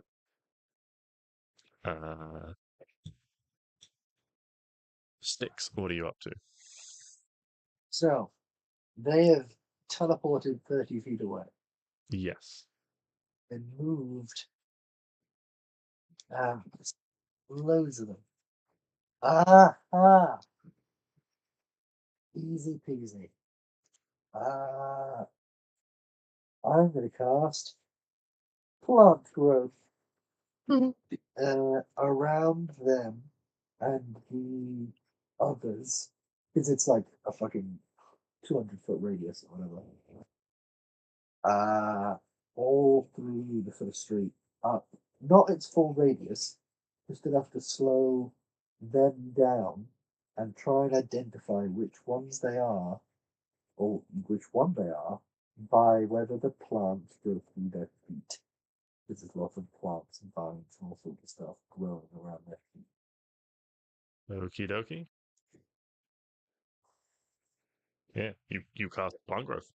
And yeah, they are hampered in their movement by the plants. And then, given there's 5 of them, I'm going to leave out a pathway for me to go to the middle one. Like, Okay. obviously, pathway behind them for me to go to the one in the middle. Okay. And I will run to the one in the middle, and I will use my now 40 feet of movement to get around them and interpose myself between them and their goal. Assuming this one is the real one. I don't know. But yeah, who knows? Okay. Done. All right.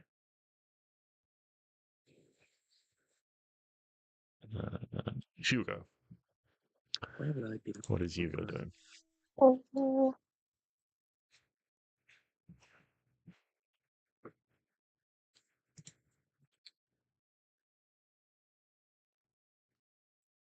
Hugo is going to see that Arwen went another way and check the upstairs windows of next door. Okay. Yeah, he takes off from the roof, flies across the street. There's nowhere for him to like perch. He just sort of has to do like a flyby. As he flies by, all he can see is sort of dark, and maybe he can just about make out that all the windows have been like shuttered, or they have like the curtains drawn and like the shutters over them and things like that from the inside. There's nowhere to get in. There are no obviously open windows, and you cannot see through inside either. They're all shut up for the night, it looks like. Okay.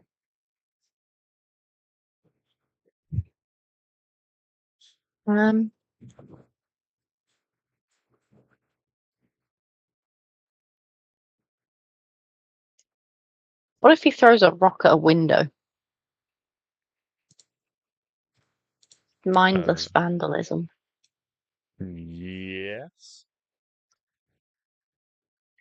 Is that technically an attack? That would technically be an attack, yeah. But is it an attack? Because it's on an inanimate object. Yes, because he would have to roll to see whether or not he managed to actually break the window and hit it while Okay. flying. Fair enough.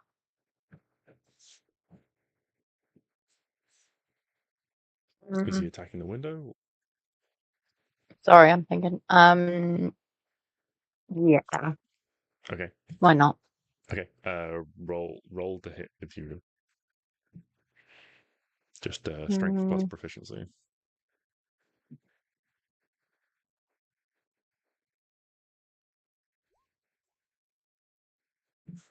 Plus 12. Hold on. Let me just double check what the AC of glass is.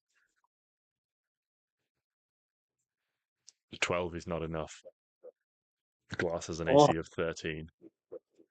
Oh, God. Eesh. He flies away. Mm-hmm. Retreat. Okay. Back to the top of the round. Klari.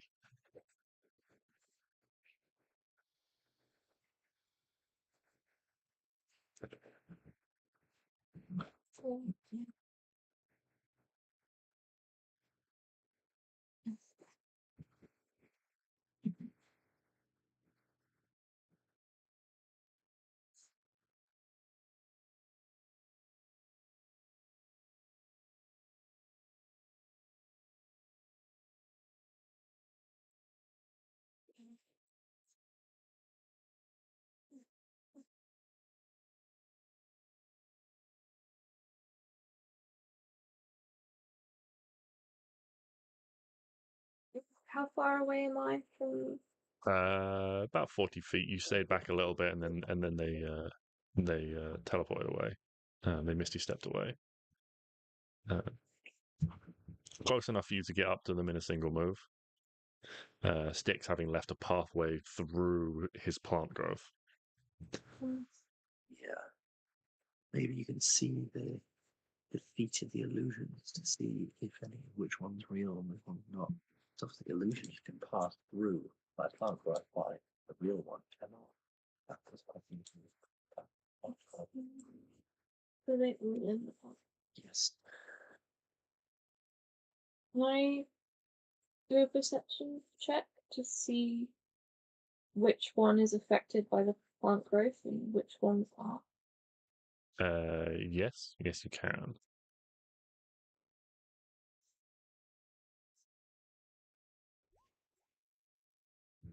Oh, nice. So you can see that it is indeed the middle one. That is. The others, although they're making similar motions and feigning the sort of the labored struggle of trying to move their way through this thing, you can see it, the sort of like very faint like glimmer or like waver as they actually move through the plants.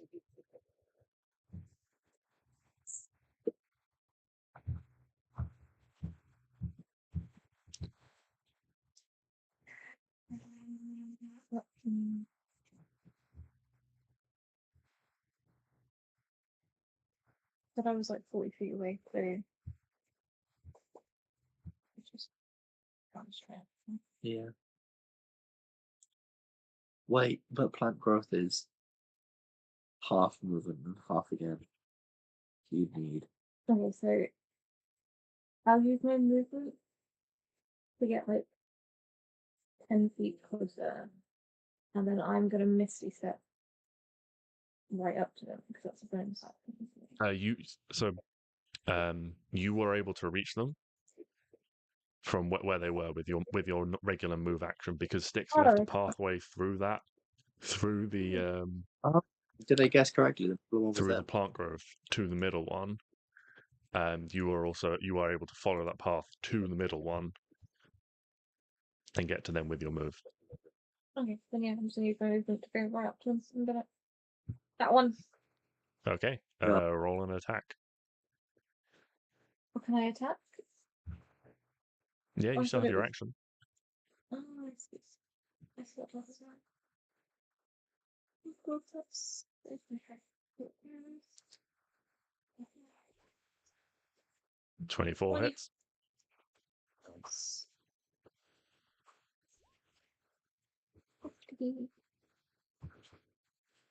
Okay, 15.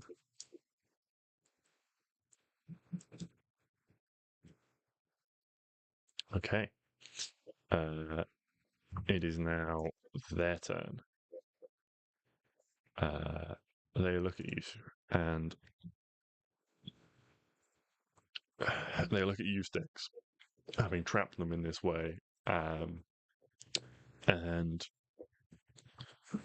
you can see beneath the hood just the glow of these eyes. Before something tries to rack your mind, can you make an intelligence saving throw, please? Shit.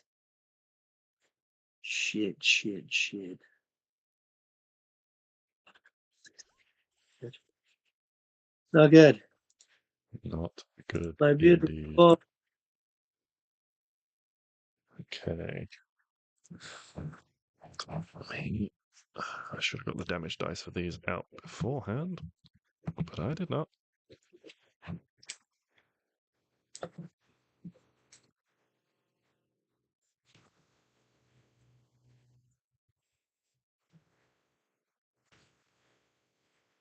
You take 37 psychic damage, and all around you, the city goes completely black, except for a cage of fiery bars surrounds you. Oh, fuck.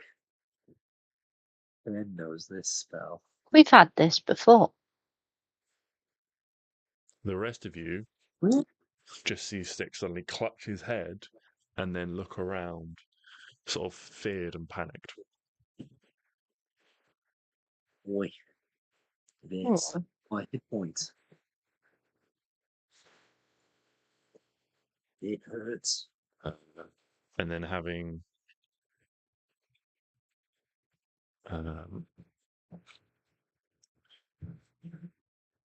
done success, seeing that take hold on you, Stix, Klari, you would watch as from beneath the cloak, it almost tears or folds back. You're not sure whether these are something that was there all along and hidden, but springing into existence are these two large black leathery wings, and this figure begins to take to the air. You get an attack of opportunity, but they fly up and over you guys and back in the direction of your house. Question. Yes. This figure, they called out earlier on. Yes. Did they call out in a male or female voice? In a male voice. Okay. Oh, this is Belladonna. Yeah, I thought so. Male voice. Yeah, I get it. That's gotta be. Maybe it's Balsa. Fuck. Yeah, but we didn't recognize the boy. But you could make it weird. 18. 18 will hit.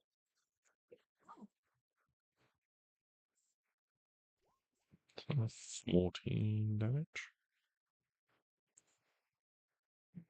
Is that a concentration spell? I should have checked before I closed the spell.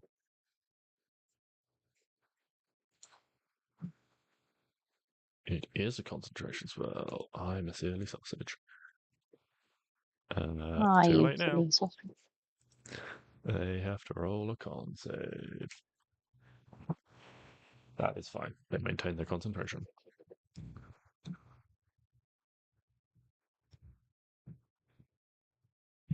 Okay.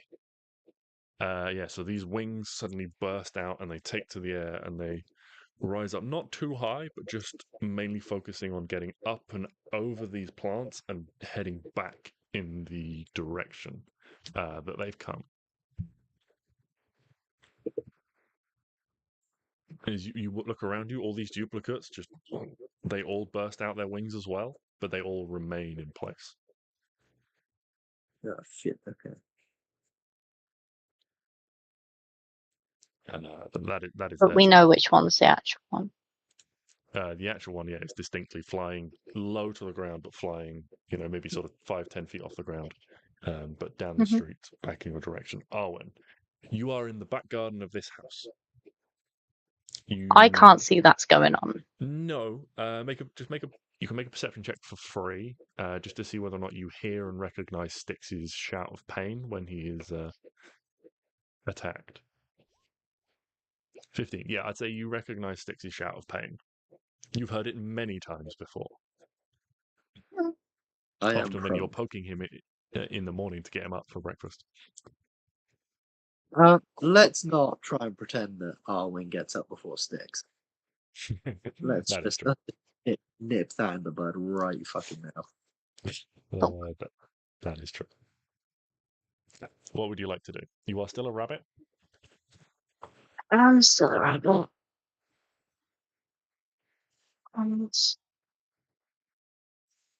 Have I checked the back of this house?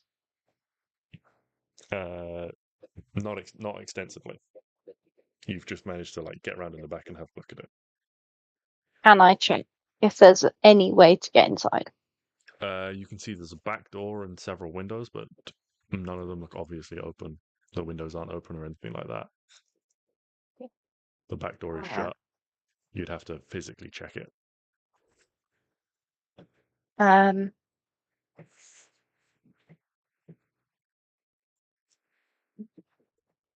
It's an option to dispel my wild shape, isn't it?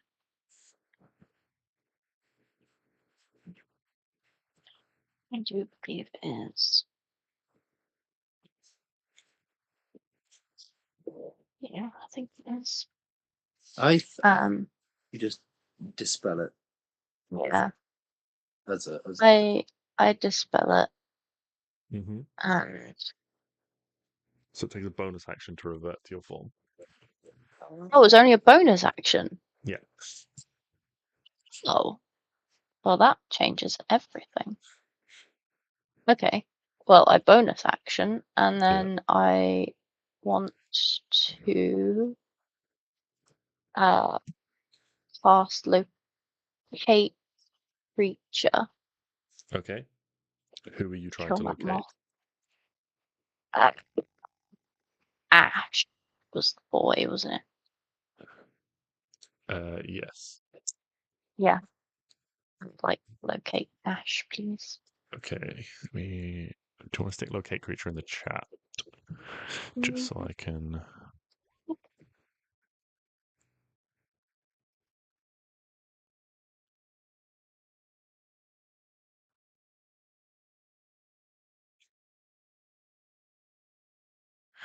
So. Okay. If the creature you described or named is in a different form, such as being under the effect of a polymorph spell, this spell doesn't locate the creature. This spell can locate a creature if can't locate a creature if running water at least 10 feet wide blocks a path between you and the creature. You cast locate creature, and it cannot find a target. The running water of Stix pissing himself is blocking you. There's not a moat in between me and the house. No. But you look So- for Ash, and you make him the target of your spell, and this spell cannot find him. But if he's not there, he's there. Because why the fuck would he not be in there? I knock on the door. At the back of the house? Yep. Okay.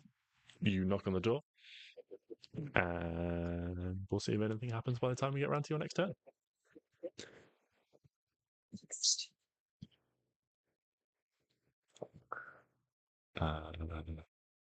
So, before Stix's turn, another figure emerges. This one is taller and more heavy set, and they move with a distinctive clank of someone in armor. They are hooded and cloaked as well, but they are not making any attempts to be subtle. They are running They have burst. They have come out of this alley and they are running down the street in the direction of all of you. That is That's- all. That is all they do. Stix, you do not see this, but it is now your go. I'm caged. Or me. You are in a fiery cage. A fiery cage. I don't like it. You can see nothing beyond the bars of this fiery cage. I try to misty step out of the cage. That's what Stix would do. I can't. I can't touch the bars. Okay, so Wait, here's the thing, right? that's a spell. This is a spell, right? Yes. So I should have taken half damage from that previous thing. Correct. Back.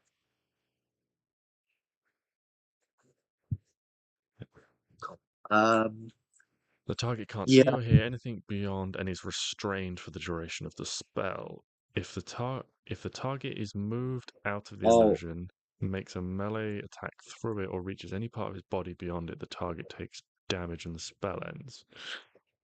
Would teleporting out of it count? Well, one side thing, I can't use Misty Step because I can only go to a point that I can see, but I have my cloak, which I can. That's fine. Yes. Let's see if there's any thing online about moving out, so I don't have to make a ruling myself.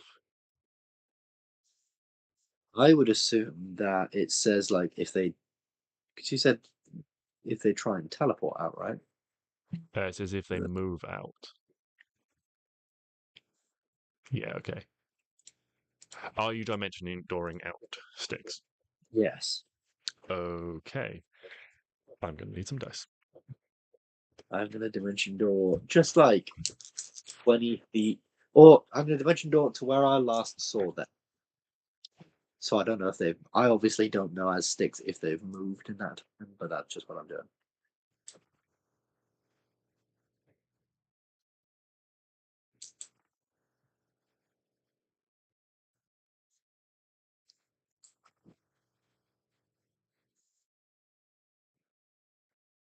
Stix, you take a nice amount of psychic damage.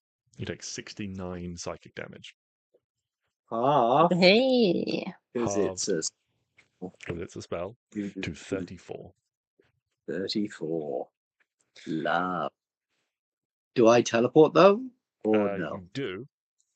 The location you last saw them at is literally right next to you, though.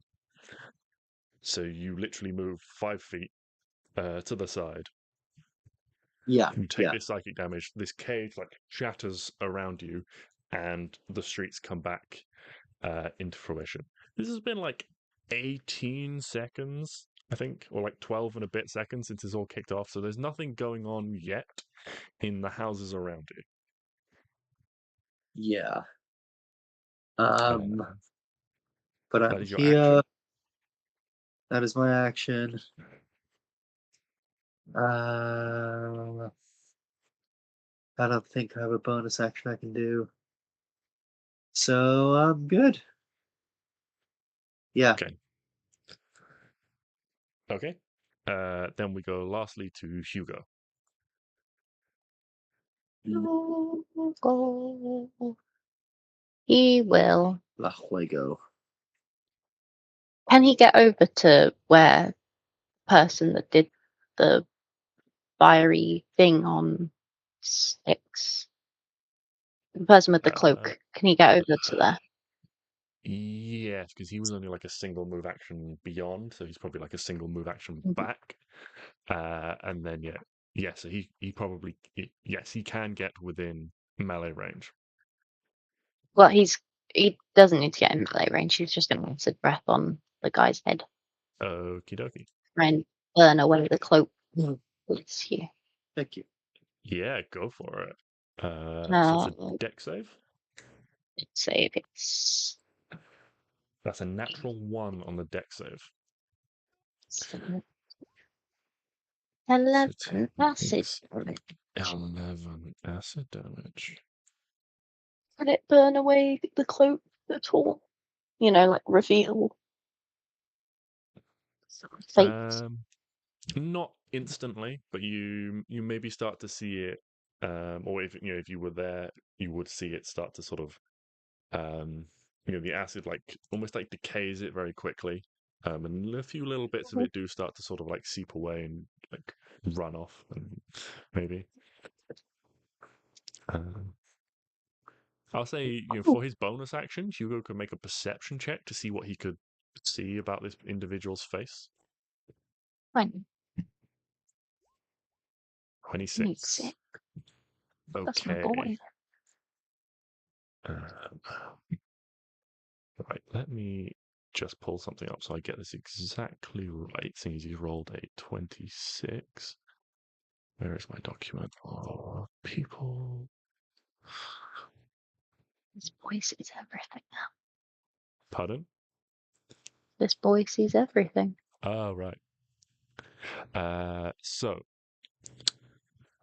Hugo, as the bit, and maybe there's like a bit of like trying to sort of like dodge this and wipe this off. The hood is like pushed back a bit, and the face is somewhat revealed. And Hugo would see the pale white face of a crystalline dragonborn with red eyes. Shit. Crystal Dragonborn. Indeed. Shit.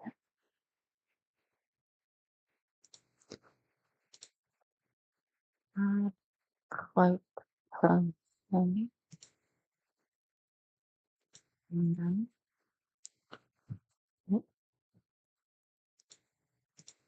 Oh, Okay. right. Well, we'll go back to Klari.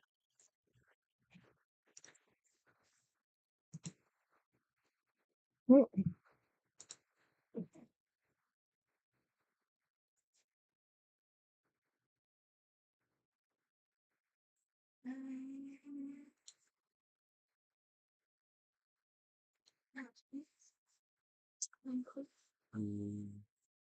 hand cloak.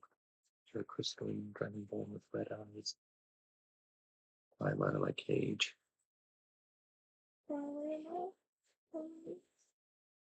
That's a very good question. I think you were right up next to them.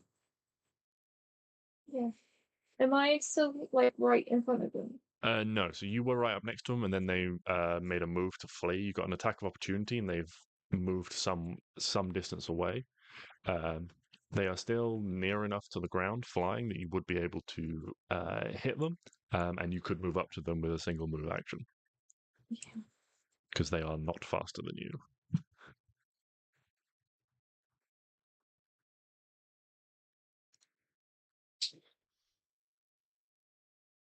Okay. Yeah, then I'm gonna move up to them. And I'd like to try casting command and tell them to stop moving.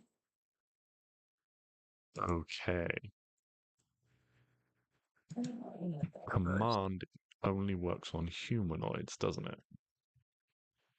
It Does says a Dragonborn. creature you see within range. Oh, the fight was Yeah, it does.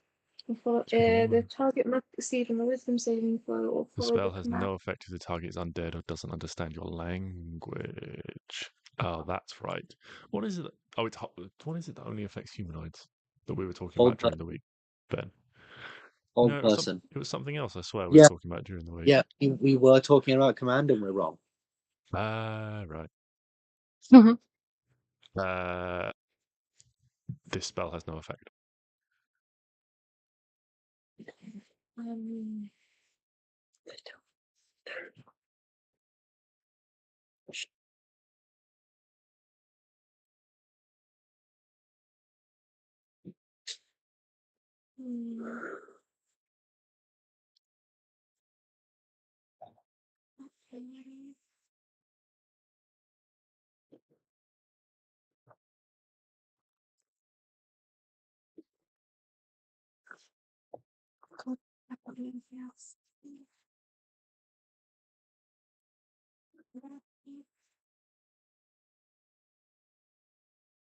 Yeah, I can't do anything else. Okay. It is their turn then. In which case, they are going to.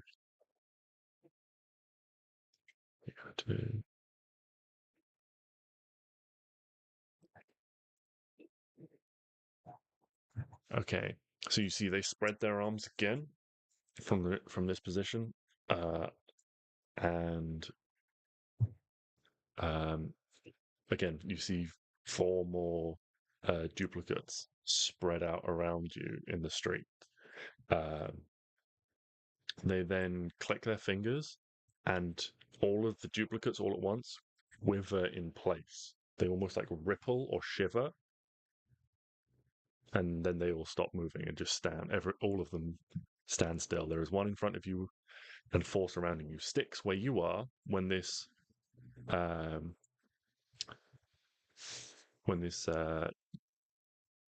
sorry. So they create 4 duplicates around you, Klari. So there are 5 figures around you. They then click their fingers, and a 6th one appears, and then all the duplicates quiver in place, almost like a shiver, and then they all like straighten up. Stix, near you, one of those duplicates, one of those 4 around you, disappears.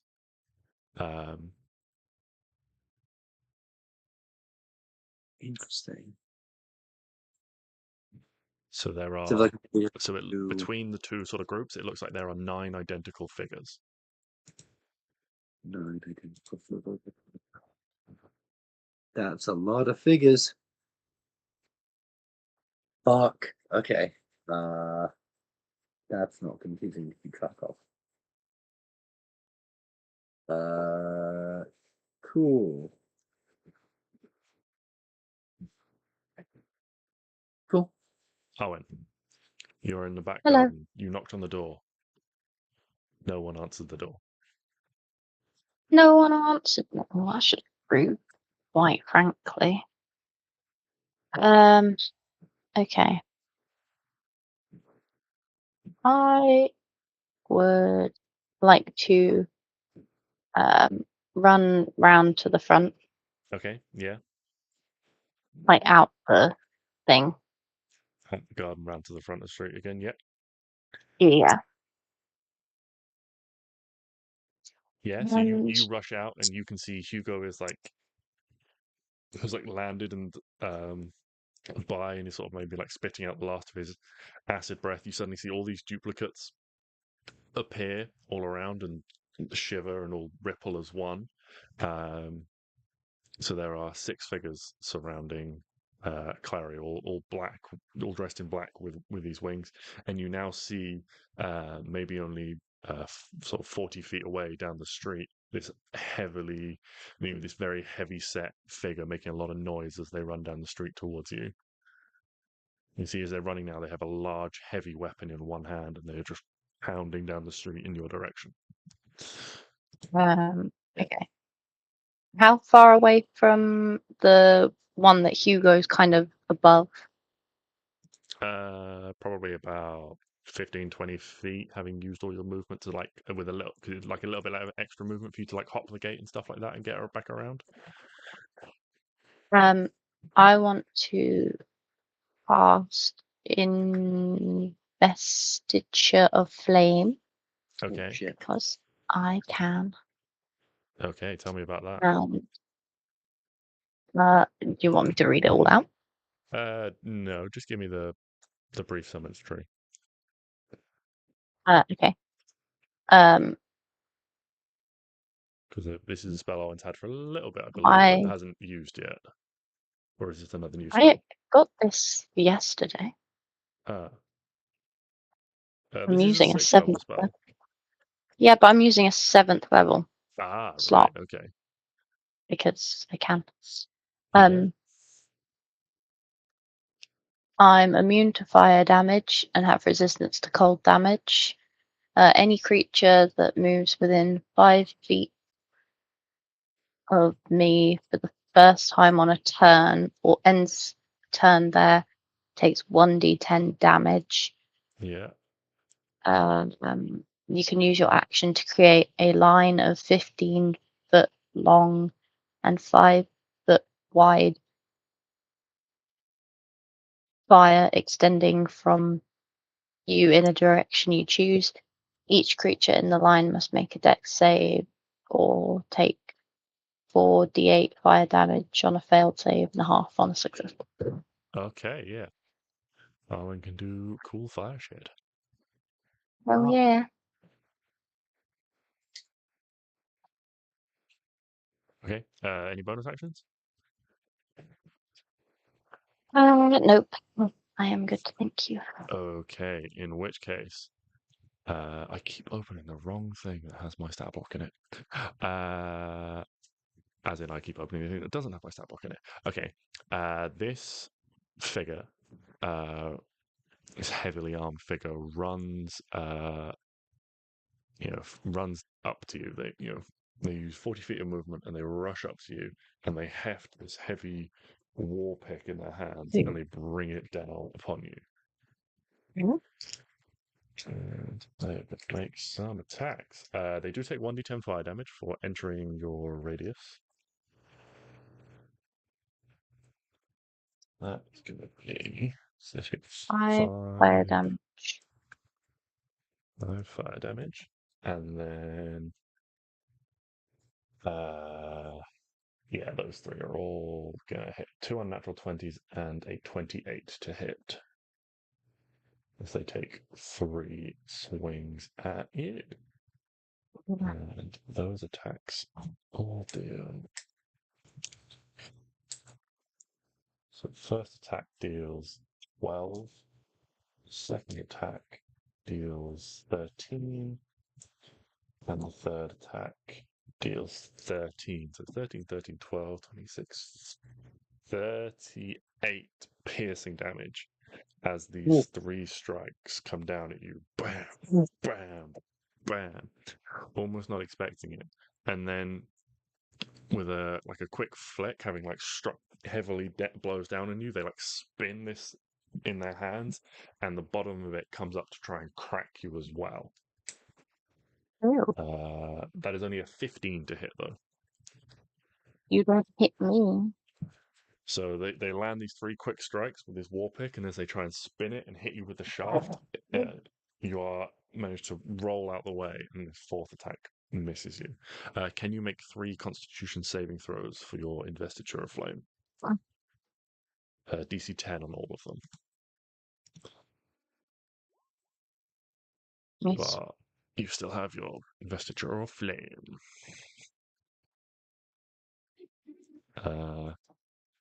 But that is their turn, and as they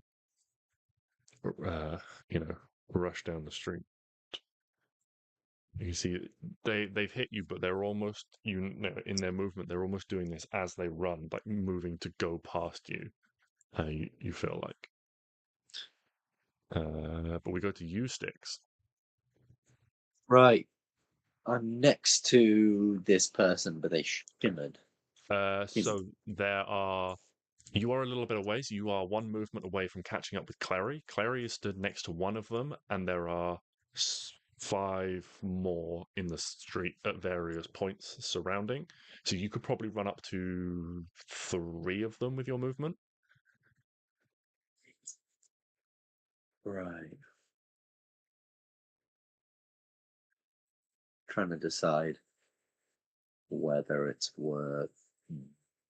We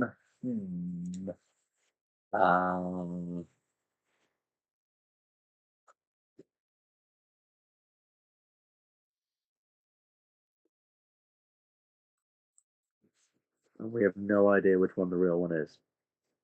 Nope. They all look identical in this moment.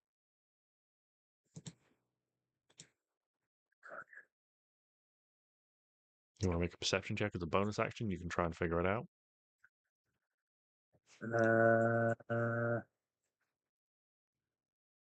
Yeah. Against their spell save DC. My perception is too shit for that. Okay, here's what I'm gonna do instead. I'm gonna cast. Wait, what save is it? because this might be good. Yeah. Okay, I'm gonna cast Ice Storm. So how many of Okay. them are in a 20-foot radius? 20-foot radius. I'll say 4. 4. I'll say do I want- there's one in the center, and then you can get 3 on the left or 3 on the right. But if you get the one in the center, you'll also hit Klari. No.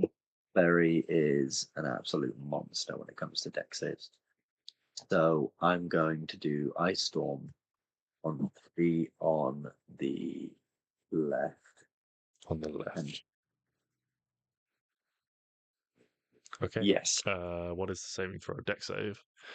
deck save the 18. I'm hoping to, as I'm casting this, pay close attention to see if any of them react differently than the others. As I've cast this spell and it falls from the heavens.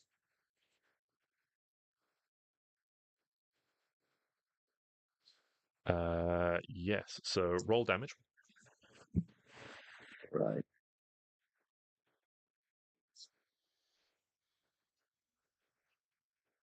And if you're Klari, you can make your save as well if Stix is casting this upon you.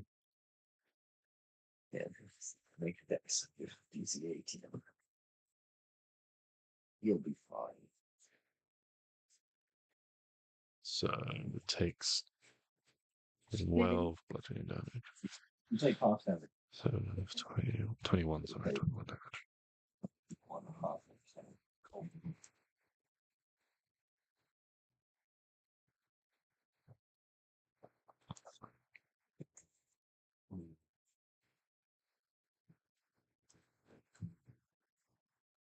Okay, so half damage for Klari. Yes, so you watch as you cast this on the group on the left-hand side, the one immediately in front of Klari, and like the closest one to you and the furthest one away from you, they all vanish. But the one in the middle of that left-hand group is, if you imagine them like 6 on a dice, basically, the bottom left and the top left vanish, and then the one in the middle, like, is you can see is physically react. All the other ones on the other side are also physically reacting in mirror of this, but you can see this one remains, and he takes the damage. Fucking excellent. I'm gonna shout out then that that's the real one. And to fucking get. Oh, sorry, I keep forgetting things because we haven't got a map for this because I was not expecting this encounter. Hugo needs to make that save as well. Which one? Deck save, DC 18. Because he was also next to Oh. Klari. Plus 7, 14. So he fails. So he takes 21 halved because of evasion. Yeah, I knew you guys had evasion. 11, yeah? 10. Okay. Yes, and now it is Hugo's go. He's going to do the acid again. Okay.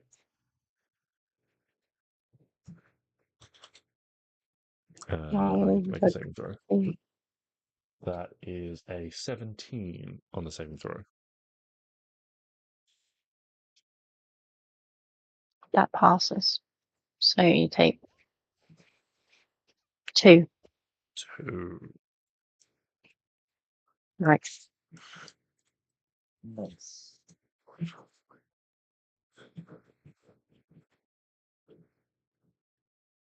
Yeah. And as this like ice storm falls and this figure's like, there's all these shards and things shatter around him. You hear the voice next to you of this figure, Arwen, call out, "Brother, we must leave." Who? Said brother. No, brother. In a deep but still feminine voice.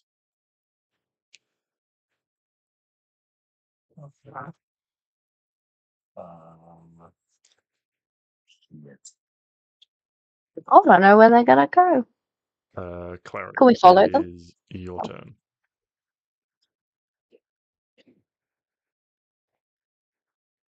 You said? Clary's turn. I said Arwen.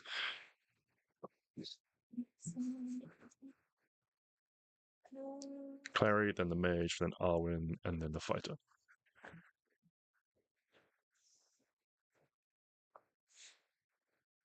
The Stix has pointed out which one is Yeah. the real one.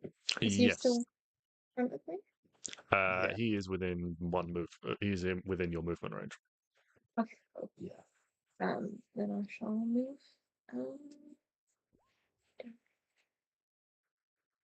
15. A 15 will hit at this instance, as he has not been able to prepare with mage armor.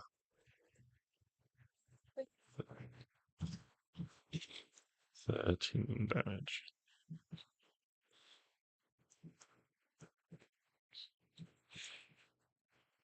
Okie dokie.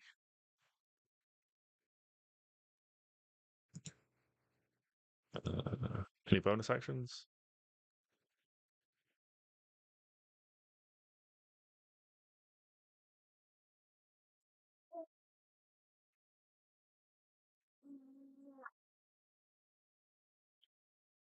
No. Okay. In which case, he just moves again, like sort of doing this low flying, just takes in the air and continues to move out of your range. You get another attack of opportunity if you want. That's great.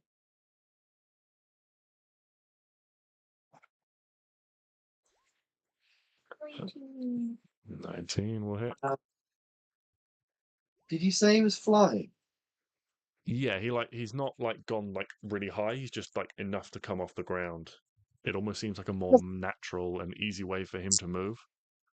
Okay, because the area around him and Klari and those is difficult terrain with Ice Storm until the end of my next turn. So, unfortunately, going to job to catch up. Okay. I want to make it clear I'm not trying to stop him.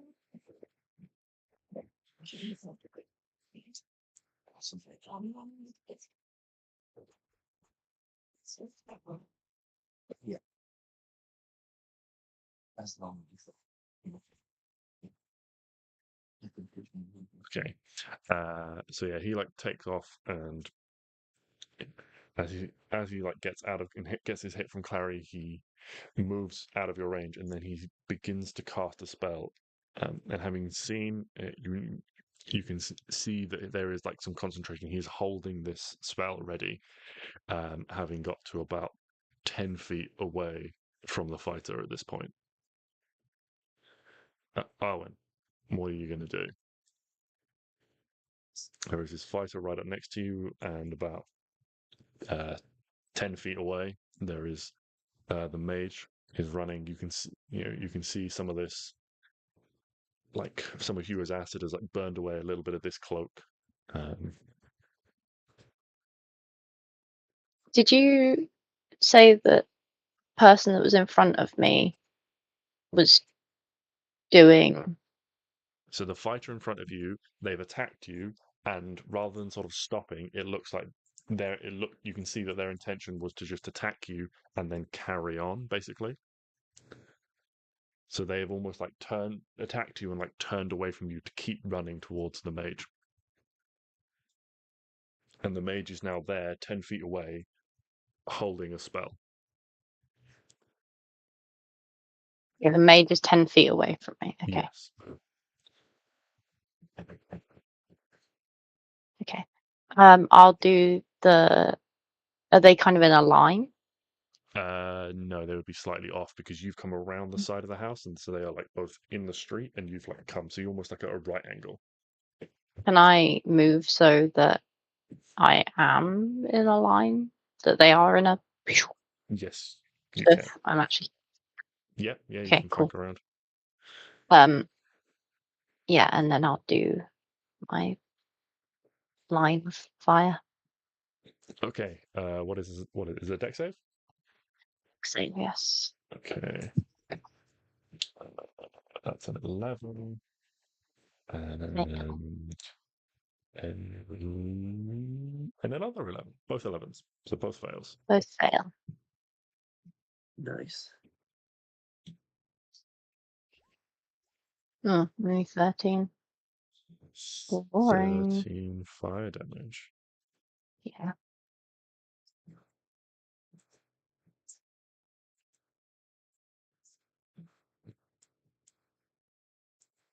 Okay, and he's yeah, he is still able to concentrate on holding his spell. That's your bonus action to do, is that, or is that your action? No, that's my action. Any bonus actions? No. Is Oh, so okay. I think I missed. Oh no. I didn't miss anything. Carry on. Okay. So then the fighters go. She steps, basically, she just carries on running, moves away from you, Arwen. You get an attack of opportunity. I see. So she She was takes. already within 5 feet of me, wasn't she? Yeah, so she was within. Okay. Yeah. I just want to make sure.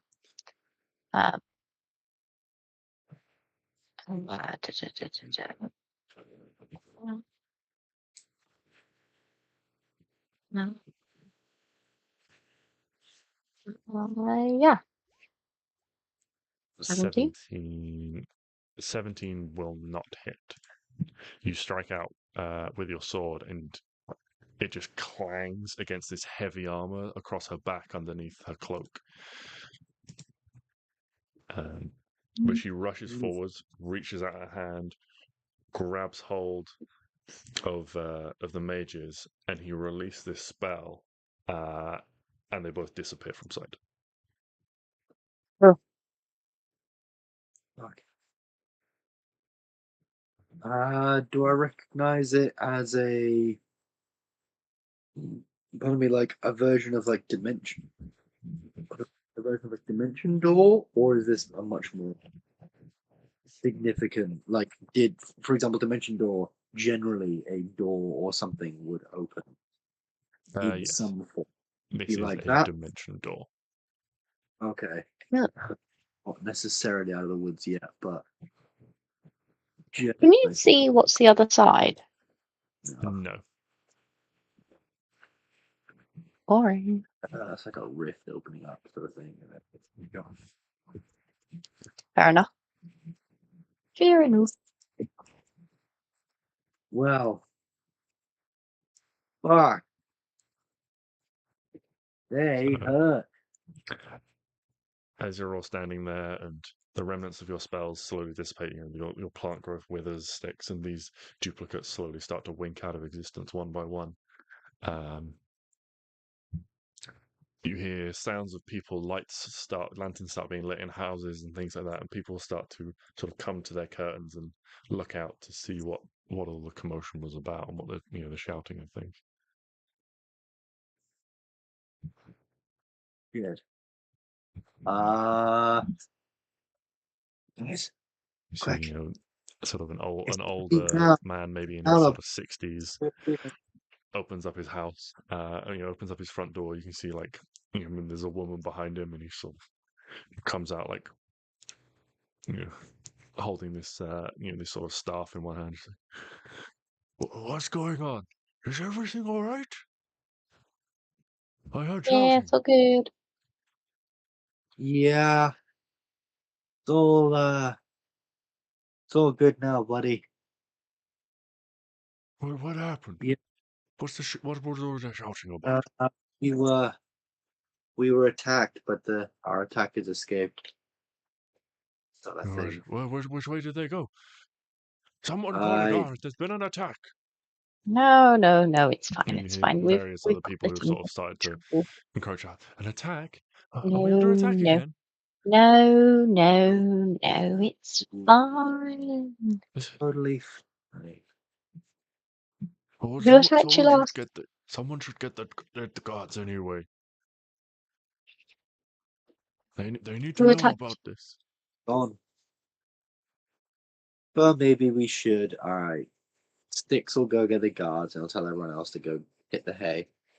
if they want, or they can come with him. I don't know. But Stix will go get the guards and sort of tell them what the plan was, what happened, the general doodah, the overarching scene of what he saw. Yeah, just the basics. Mhm. Yeah, so you head off in the direction of like a guard post, and you find a couple of guards patrolling, and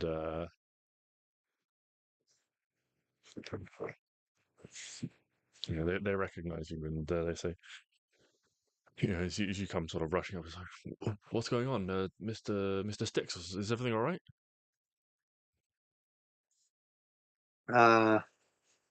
No. Well, sort of. It's fine now, but there's been an attack.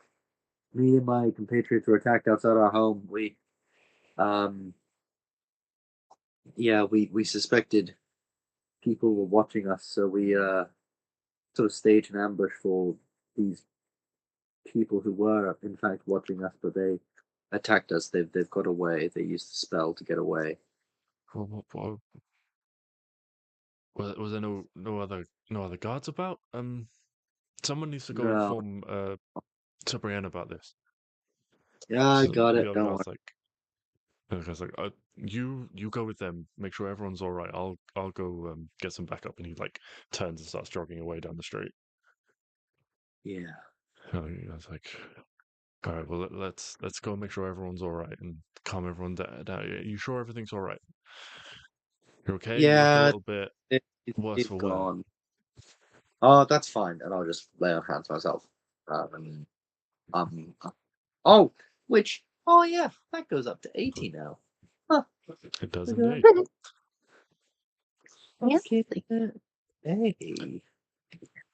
Well, if you're sure, and he accompanies you back, and he starts asking sort of everyone like what happened, what did you see, things like that. He keeps asking Yeah. them, sort of like, were there any, like, are there any other guards? Have you seen any other guards about? Things like that. No. Don't think I saw. Why? Well, I saw obviously the guys I just told you. Yeah, And but otherwise, that's strange that you would come make it all the way to us without finding any other guards. Sabrian will know what's going on. I Just everyone, just all of you, just if you wouldn't mind just waiting on, you should make sure that everyone else is all right. And he sort of goes around and starts trying to sort of calm down individuals, and you hear people, a couple of them are sort of a little bit hysterical. They said there was an attack. Are we under attack behind anything? It's all right. It's all right. Everything's under control. We'll get to the bottom of this. Go back to sleep. I'm sure there's nothing to worry about.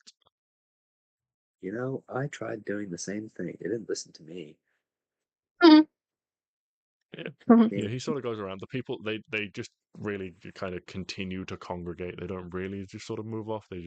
You know what people are like when there's been something. Everyone wants to just, it's like when there's an accident on the other side of the motorway. Everyone just wants to have a look. A few people do go back inside, but you see like lanterns come on downstairs and curtains like twitch. They're clearly watching out of the windows and stuff like that.